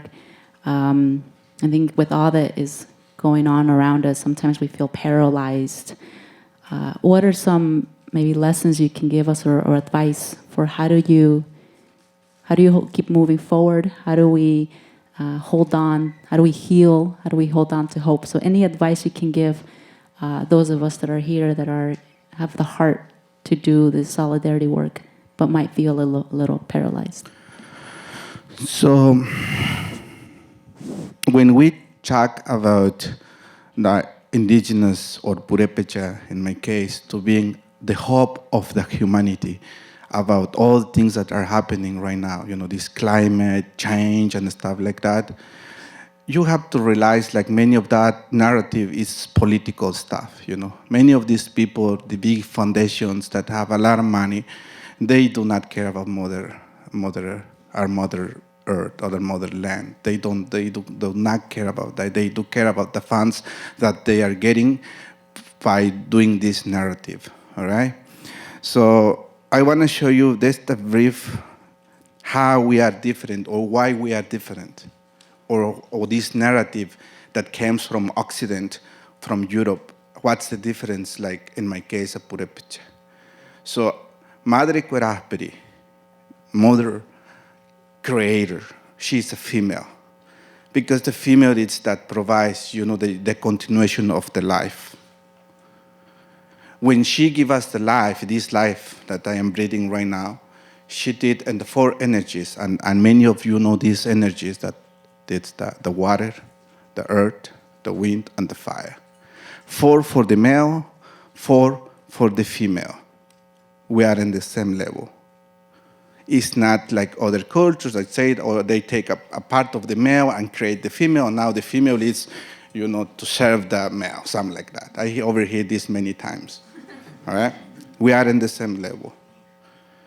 So they create us as humans from the ashes, from the fire, the sacred fire. The ashes. We are the sons of the ashes of the fire. When Madre Querasperi, she give us, the seeds. Corn, squash, bean, and chile, ají. But she also went to the thermal water and there is the steam. She take the steam from there and made up or create the clouds for the rain, for the seeds to be able to germinate. She loves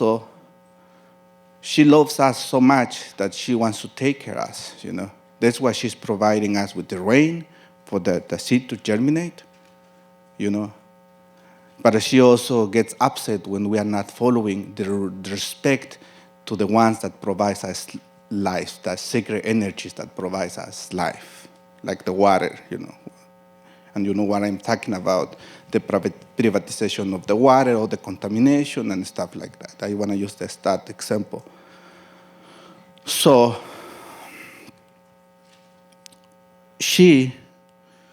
the representation of her, it's the female energy. The moon, because the moon gives fertilizer to her daughter, which is the planet. So this relation that we have with the Mother Nature, that's the real world. And we are living in a fake world, which is a system, and when I say it clear as is the capitalism. It's not sustainable no more. And you have to hear, like the testimony of the sister in here, there are other ways to survive in a collective way. An elder told me once, unfortunately, the universities, the school system are based in the capitalism. And they are teaching our young ones how to kill Mother Earth, how to kill the planet. But I am being here today talking about this in a university. Things are changing. You are listening. You are the new generation. We are the new generation. And we have to realize that. There are other ways to survive. And there are brothers and sisters from the Zapatista movement in Chiapas. There is Cherán, where I came from, the Purépechas. looking for another ways of lives without political parties, without these systems that are destroying the planet, by collective way helping each other. So if anyone wants to help us, it's welcome, So as the sister said, and I can be here talking and talking for hours and hours and hours, different topics, different questions, because we communicate in a way of hospital. And you gotta see these in many symbols, the Aztec symbols, the Mayan symbols, everywhere. This is the hospital of the life to convince you that that's a hope if we get reconnected with the natural world. And there can be more extensive what's the meaning of that, but I think you are understanding. Okay. Gracias, Marco. And maybe we have 2 more minutes. If there's someone that has a curiosity, a question they'd like to respond, we will have maybe a poet share some poetry, and we'll invite Jeremiah back with us so that we can have a closing dialogue all together and some questions. But if there are any immediate responses, we can take maybe one. Go ahead.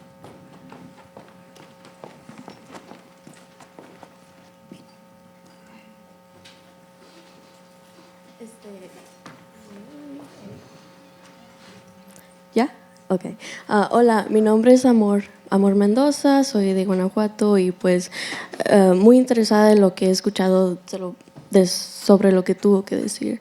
So my question is, like you said, you're gardening and lo que has pues hecho. ¿Es comunitario? ¿Gente puede ir para ayudarte? Dijiste que es en Auburn, ¿correcto? Yeah, okay. See, we have this group organized. We identify as a Ireta Purepecha. Ireta means community or a group of lives, community or group of lives, human beings together and other beings. So, yeah, I do. We have a sweat at the Temazcal. If you want to get reconnected in that way, with the things that I am talking about, how you can reconnect with the sacred fire, with these sacred elements. And the Temazcal in my language is Juringuqua, Puk Juringuqua, in the place with, the jaguar, los jaguares y las jaguares femeninos y masculinos. We get there, to get the knowledge, to be ready to go out, and win these battles that are everywhere. So, sí, es bienvenido si quieren ayudarnos, si quieren participar con nosotros. We are open.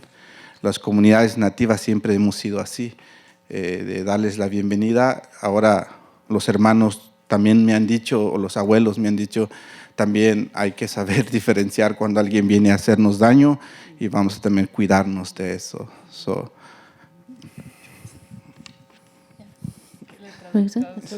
Sí, la última parte, sí, está bien, So the ancestors and grandfathers have also said, take care of yourselves and be aware of if somebody is coming in to harm you. Sí quisiera rapidito nomás decirles que una de las maneras en que nosotros trabajamos como Ireta Purépecha, como un colectivo, es no desapartarnos de los que se quedaron allá, de nuestras comunidades. Entonces, ahorita lo que tenemos es, estoy trabajando en un proyecto con purépechas. El aguacate ha sido un monocultivo que ha hecho mucho daño a nuestro territorio. Mucho daño. Ha habido mucho cambio de suelo y los carteles del crimen organizado están matándose por el aguacate. Entonces nosotros los purépechas tenemos algo de aguacate, no mucho. En mi lengua se llama cupanda. Y lo que hemos pensado es cómo hacemos para que son solamente tres familias las que controlan el aguacate, y yo estoy ayudando para que el aguacate llegue aquí de las comunidades pequeñas. A eso nosotros le llamamos autonomía económica. Estamos en la búsqueda del autosostenimiento, pero también ya no queremos hacer cambio de suelo. estamos reforestando donde se había pensado que se iba a hacer cambio de suelo. Ya no queremos más aguacate, pero el que tenemos lo queremos traer acá de una manera ordenada para ayudar a las familias purépechas que están allá. So one of the things that the Purépecha community has done is to make sure to not disconnect from those who have stayed in Mexico, so to keep connected. And one of the ways that they've been doing this is through avocado. And it's a type of a harvest that, or a monocultivo, monoculture, thank you, that has done a lot of harm.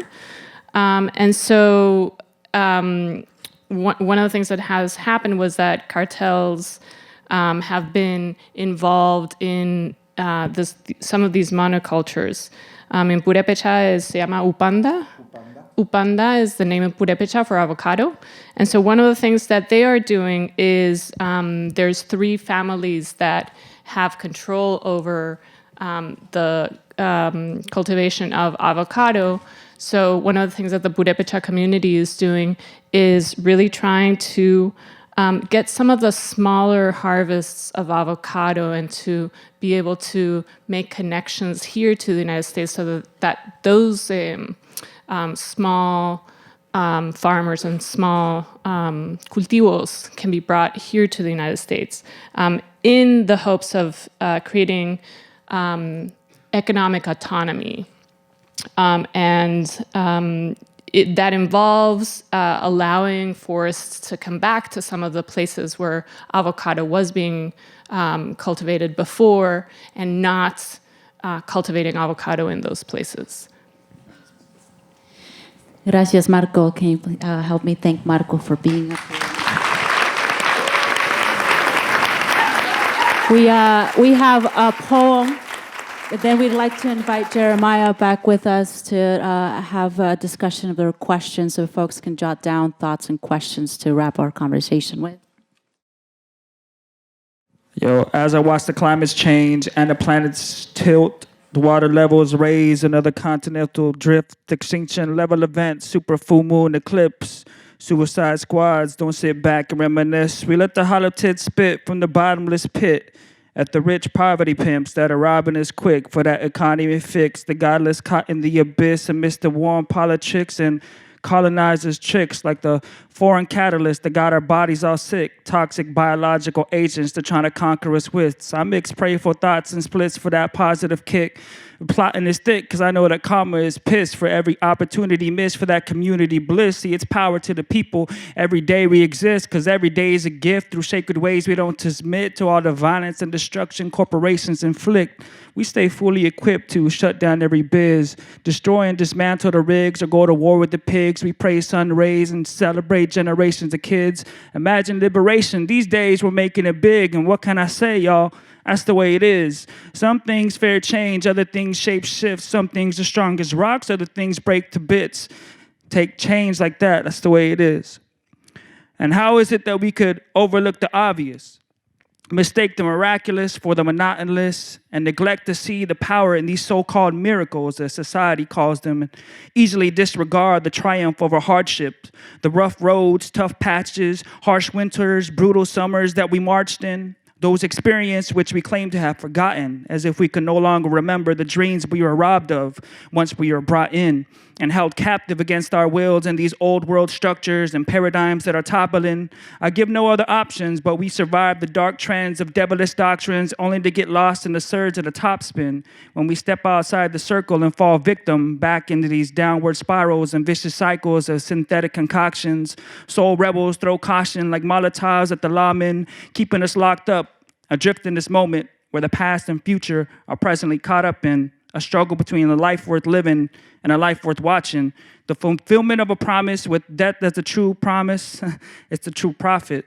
The youth are the new starships to continue building a legacy in the progress. Time comes in waves and every day has its day, but it's a very slow process. From minuscule to the colossus, who would have thought this? The only unconscious would be prosperous in these times of heartfelt, heavy responses, prompted by highways of twisting tornadoes and quick and sudden hailstorms of furious conflict and a monstrous green eye in the clouds spitting open this momentary solace.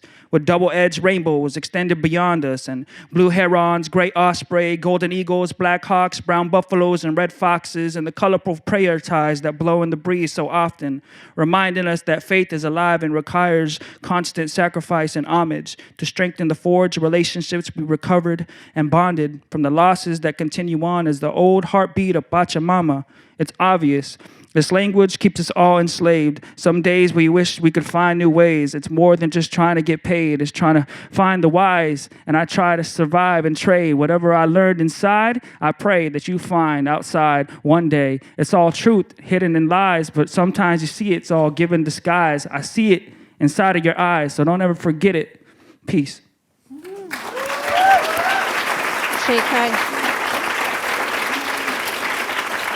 All right. Thank you all. That's Che Christ. Che Christ, thank you. Catalina, thank you for the poetry. It's just fuel for the soul. I want to also, before we get started on this discussion, just second that we will be having a teach-in in smaller groups during the afternoon session in our MediaWorks studio in the 4th floor of SEM 2E. So if people aren't busy and want to come partake in these discussions in smaller groups, please join us. We also have some refreshments after that I just want to highlight if that helps you stay. We will be sharing some refreshments on the 1st floor of the recital hall. And we should also shout out that part of this funding is coming from the Mellon Grant that Media Arts and Studies supported. So thank you, Ruth, and those that are working vigorously to try to find us resources in times when resources are thin. So I just also want to acknowledge that, as well as El Camino, Latinx Studies, Latin American Studies, and ELL Education. Mellon Grants also helped support this event.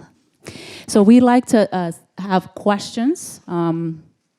Or just responses, any stories if folks want to share, I can and maybe we can get Alex White Plume back on this. Oh, there he is. Hi, welcome back. And just a reminder, the camera is here for folks who have questions for Alex, but are there any questions or responses?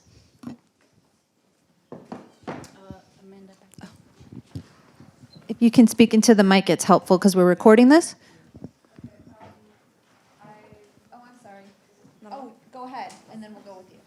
Okay, I wanted to ask about the language revitalization programs, that if any of you have experience in those, and how you're trying to transmit the language to the next generation and continue its legacy.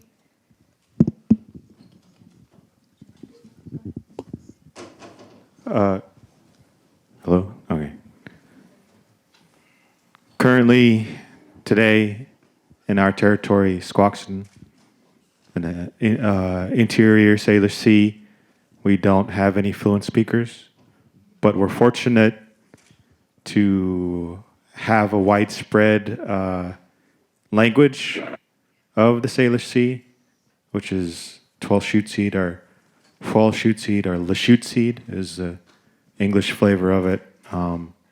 Basically, it's spoken from here all the way up to about the Bellingham area, so almost to the Canadian border. In our community, we don't have a sustainable language program, fully funded program. For some reason, I can't really speak to much of that, but through our networking and working with our relative tribes nearby, we have an opportunity to revitalize. We've had some semblances of efforts, but none of them really have lasted longer than a few months or maybe a year. And it has to do a lot with not having fluent speakers. There's a lot of unresolved historic trauma that our people are still going through, and a lot of that comes from trauma, which was, people being harshly punished for speaking their language when our people had been put through boarding schools, which there's always a lot of mention of, that traumatic experience itself and harsh punishment, children at the schools being being punished and beat, but what isn't really mentioned is the loss of life, that there's a significant loss of life. I forget exactly the number, but I recently read somewhere that people who went through World War II were more likely to survive that than to survive the Indian boarding schools. Sí. Bueno. So, if that's a difference between being in Mexico or Michoacán and in Purépecha territory than being here, right? Many villages, they speak the Purépecha as the first language, so automatically the babies, the first language that they use is the Purépecha. And later, like in my case, I learned Spanish when I was about 10 years old. So, and now I am in this other language now, in a process. But anyway, so my kids, they do not speak Purépecha no more, and it's a challenge in there because my wife, she doesn't speak Purépecha. And the elder tell me that the kids, most of the times they do speak the language of the mom because mom is more often with the kids. Probably it's a valid excuse, but what I am doing in here with our kids, it's more than about speaking the language, more than saying my name is or I came from, the way how I learn English, right? So it's more about, the content of the language, that that's a word that we use very often, that it's Haroahperakwa. Haroahperakwa means, living in a collective way, helping each other. So all the events that we do, we do it by following the knowledge, So, and the elders of this age or this time, they give us, four important things, to preserve. One of them is Anji Kurikwa or Haroahperakwa, which is, that, as I say, the collective way to help each other, but also about the honor when you have a job, and be the provider, the honor for that job, honor the job, be gentle with that, and always say thank to the Creator because He's providing this way of life that we have to use in these days. The other word it's Hakakukwa. Hakakukwa means, to believe, to get reconnected in these ways, not this pretending, like in the morning when the sun is rising up, talking to the father's son, to abuelo, the grandfather's son, and thanking to him for this beautiful life, to the mother moon, to the mother earth. That's the Hakakukwa, a way of life, reconnected with the natural world. The other word, it's Purehkukwa. Purehkukwa means being a warrior, but not a warrior that is going to the war to kill someone. A warrior that is getting the knowledge to preserve these ways and to survive in these difficult times without going an actual war. The other word is Kashumekwa, which means the honor and the respect. And by saying that, much respect for the elder that is by this technology in here. Much respect to you, Uncle. Thank you for being with us. And thank you for giving us a reminder about who we are. So we have these also intentions, and we intend many of them. We just have these workshops in the Purépecha language in the University of Washington campus, Tacoma. So we are open to also, if it's anyone in here who wants to help us out, because we try many ways. But the only way that I am being that it's useful, that it's working, it's the one that we do it in the actual in the action of living and using that language when we are harvesting, when we are putting the seed in the earth, when we are collecting mushrooms. That's the way that I think we gotta recover this language. But if we don't connect with those ways no more, I think we are done. It's my personal opinion. Thank you. Alex, would you like to respond to the question? Yes, I think in order to keep your language, it's very important. A lot of our words are millions of years old. They come with the origin of how we came upon the earth the first time. And there's a story about how the sun is so powerful. It goes around every day. And people think the sun is the one that causes fire, but that's the furthest from the truth. In the origins, when we first start coming above the ground, when you're pure, you can communicate with the spirits. And the people said, we can't see nothing. Everything around this world was red. And so we can't see anything. And so the sun, it's a long story, but in the end, his role was to provide us so that we can see colors. So today we can see red, yellow, black, white.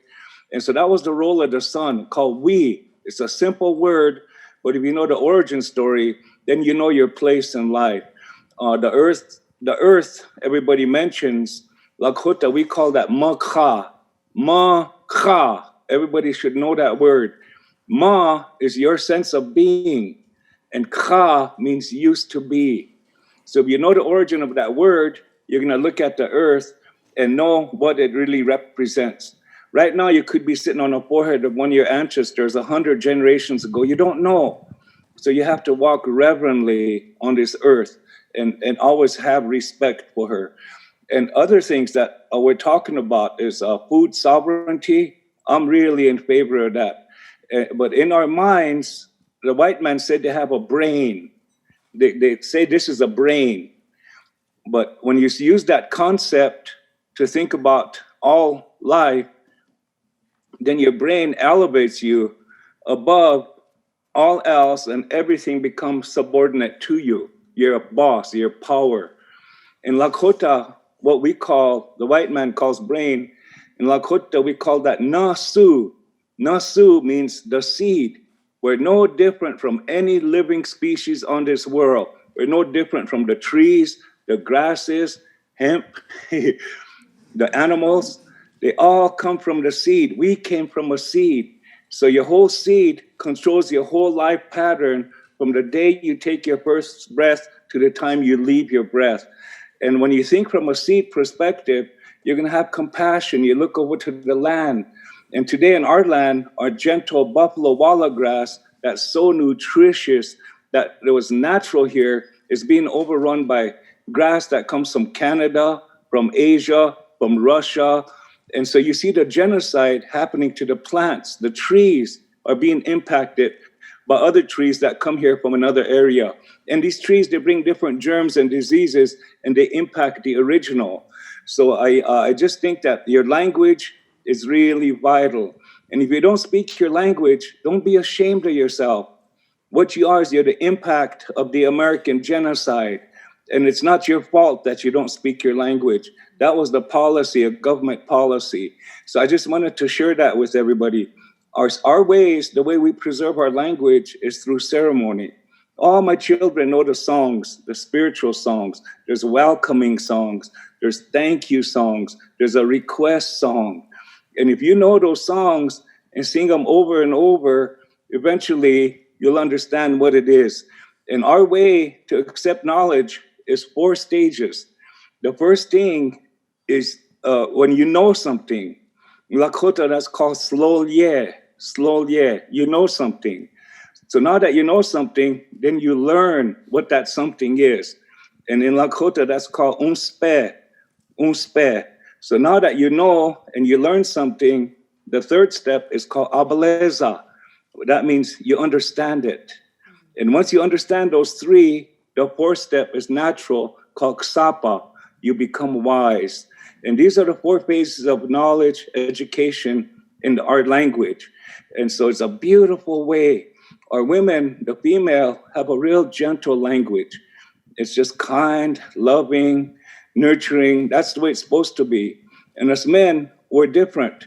We're warriors. We have to go out and make a living. So our language is a little bit more harsh.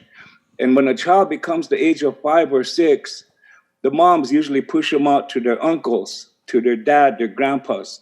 And as men, we have a different way of talking, different way of communicating. So that young man knows he has a role in life. And the females, the girls, they go towards the female, and they have a separate way to interpret their knowledge and instill it into their young ladies.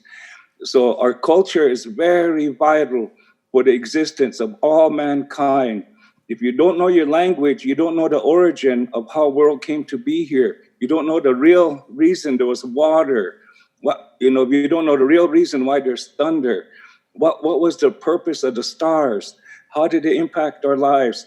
So there's so much knowledge that you will have just speaking your language, but you have to interpret your word properly. So I just wanted to encourage everybody, if you're impacted genocide and don't speak your language, there's a lot of people I know around the world. I went to visit a couple countries that were bringing back their language because it was totally eradicated. 500 years of contact. So they brought their language back by interpreting the English language. And if they didn't have a word, they made one up to fit that English language. Well, they speak that language now, but it's no different than the English language. It doesn't have that historical connection millions of years ago when all indigenous peoples, we came to this world and we had a good way to live because we got along with all elements and everything that grows, everything that flies. So I just wanted to encourage everybody to do that. Today, there's so many people. My wife says that every person on this world, every year, if you planted 10 trees, we could keep the environment equal to the amount of people breathing and using up all the oxygen. If everybody plants 10 trees every year, we might have a chance to survive. But if you don't do that, you just sit back and talk rhetoric, you're part of the demise of our way of life. Thank you so much, Ate, for those words, and for everyone here. I hate to be this person. My students know I hate this, but we do have to end with the honor and respect of everyone's time. So if maybe we can clap and maybe pull up Josefina if I don't know if she's still there, but I really am super grateful. I don't know if Maria Isabel, if you have closing words that you want to say, but we're just really grateful to have these conversations. We see this as a continuation of the work that's being done, and our role at Evergreen is to just keep inspiring these generations. We're in a very hopeless time in a lot of ways. A lot of people feel despair, but we can always flip that upside down and feel that hope that there's people like this that all of you got to hear from today, these little ones with their cute stories and their beautiful spirits, and all of you presenting here yourselves. I really appreciate it. I felt that energy.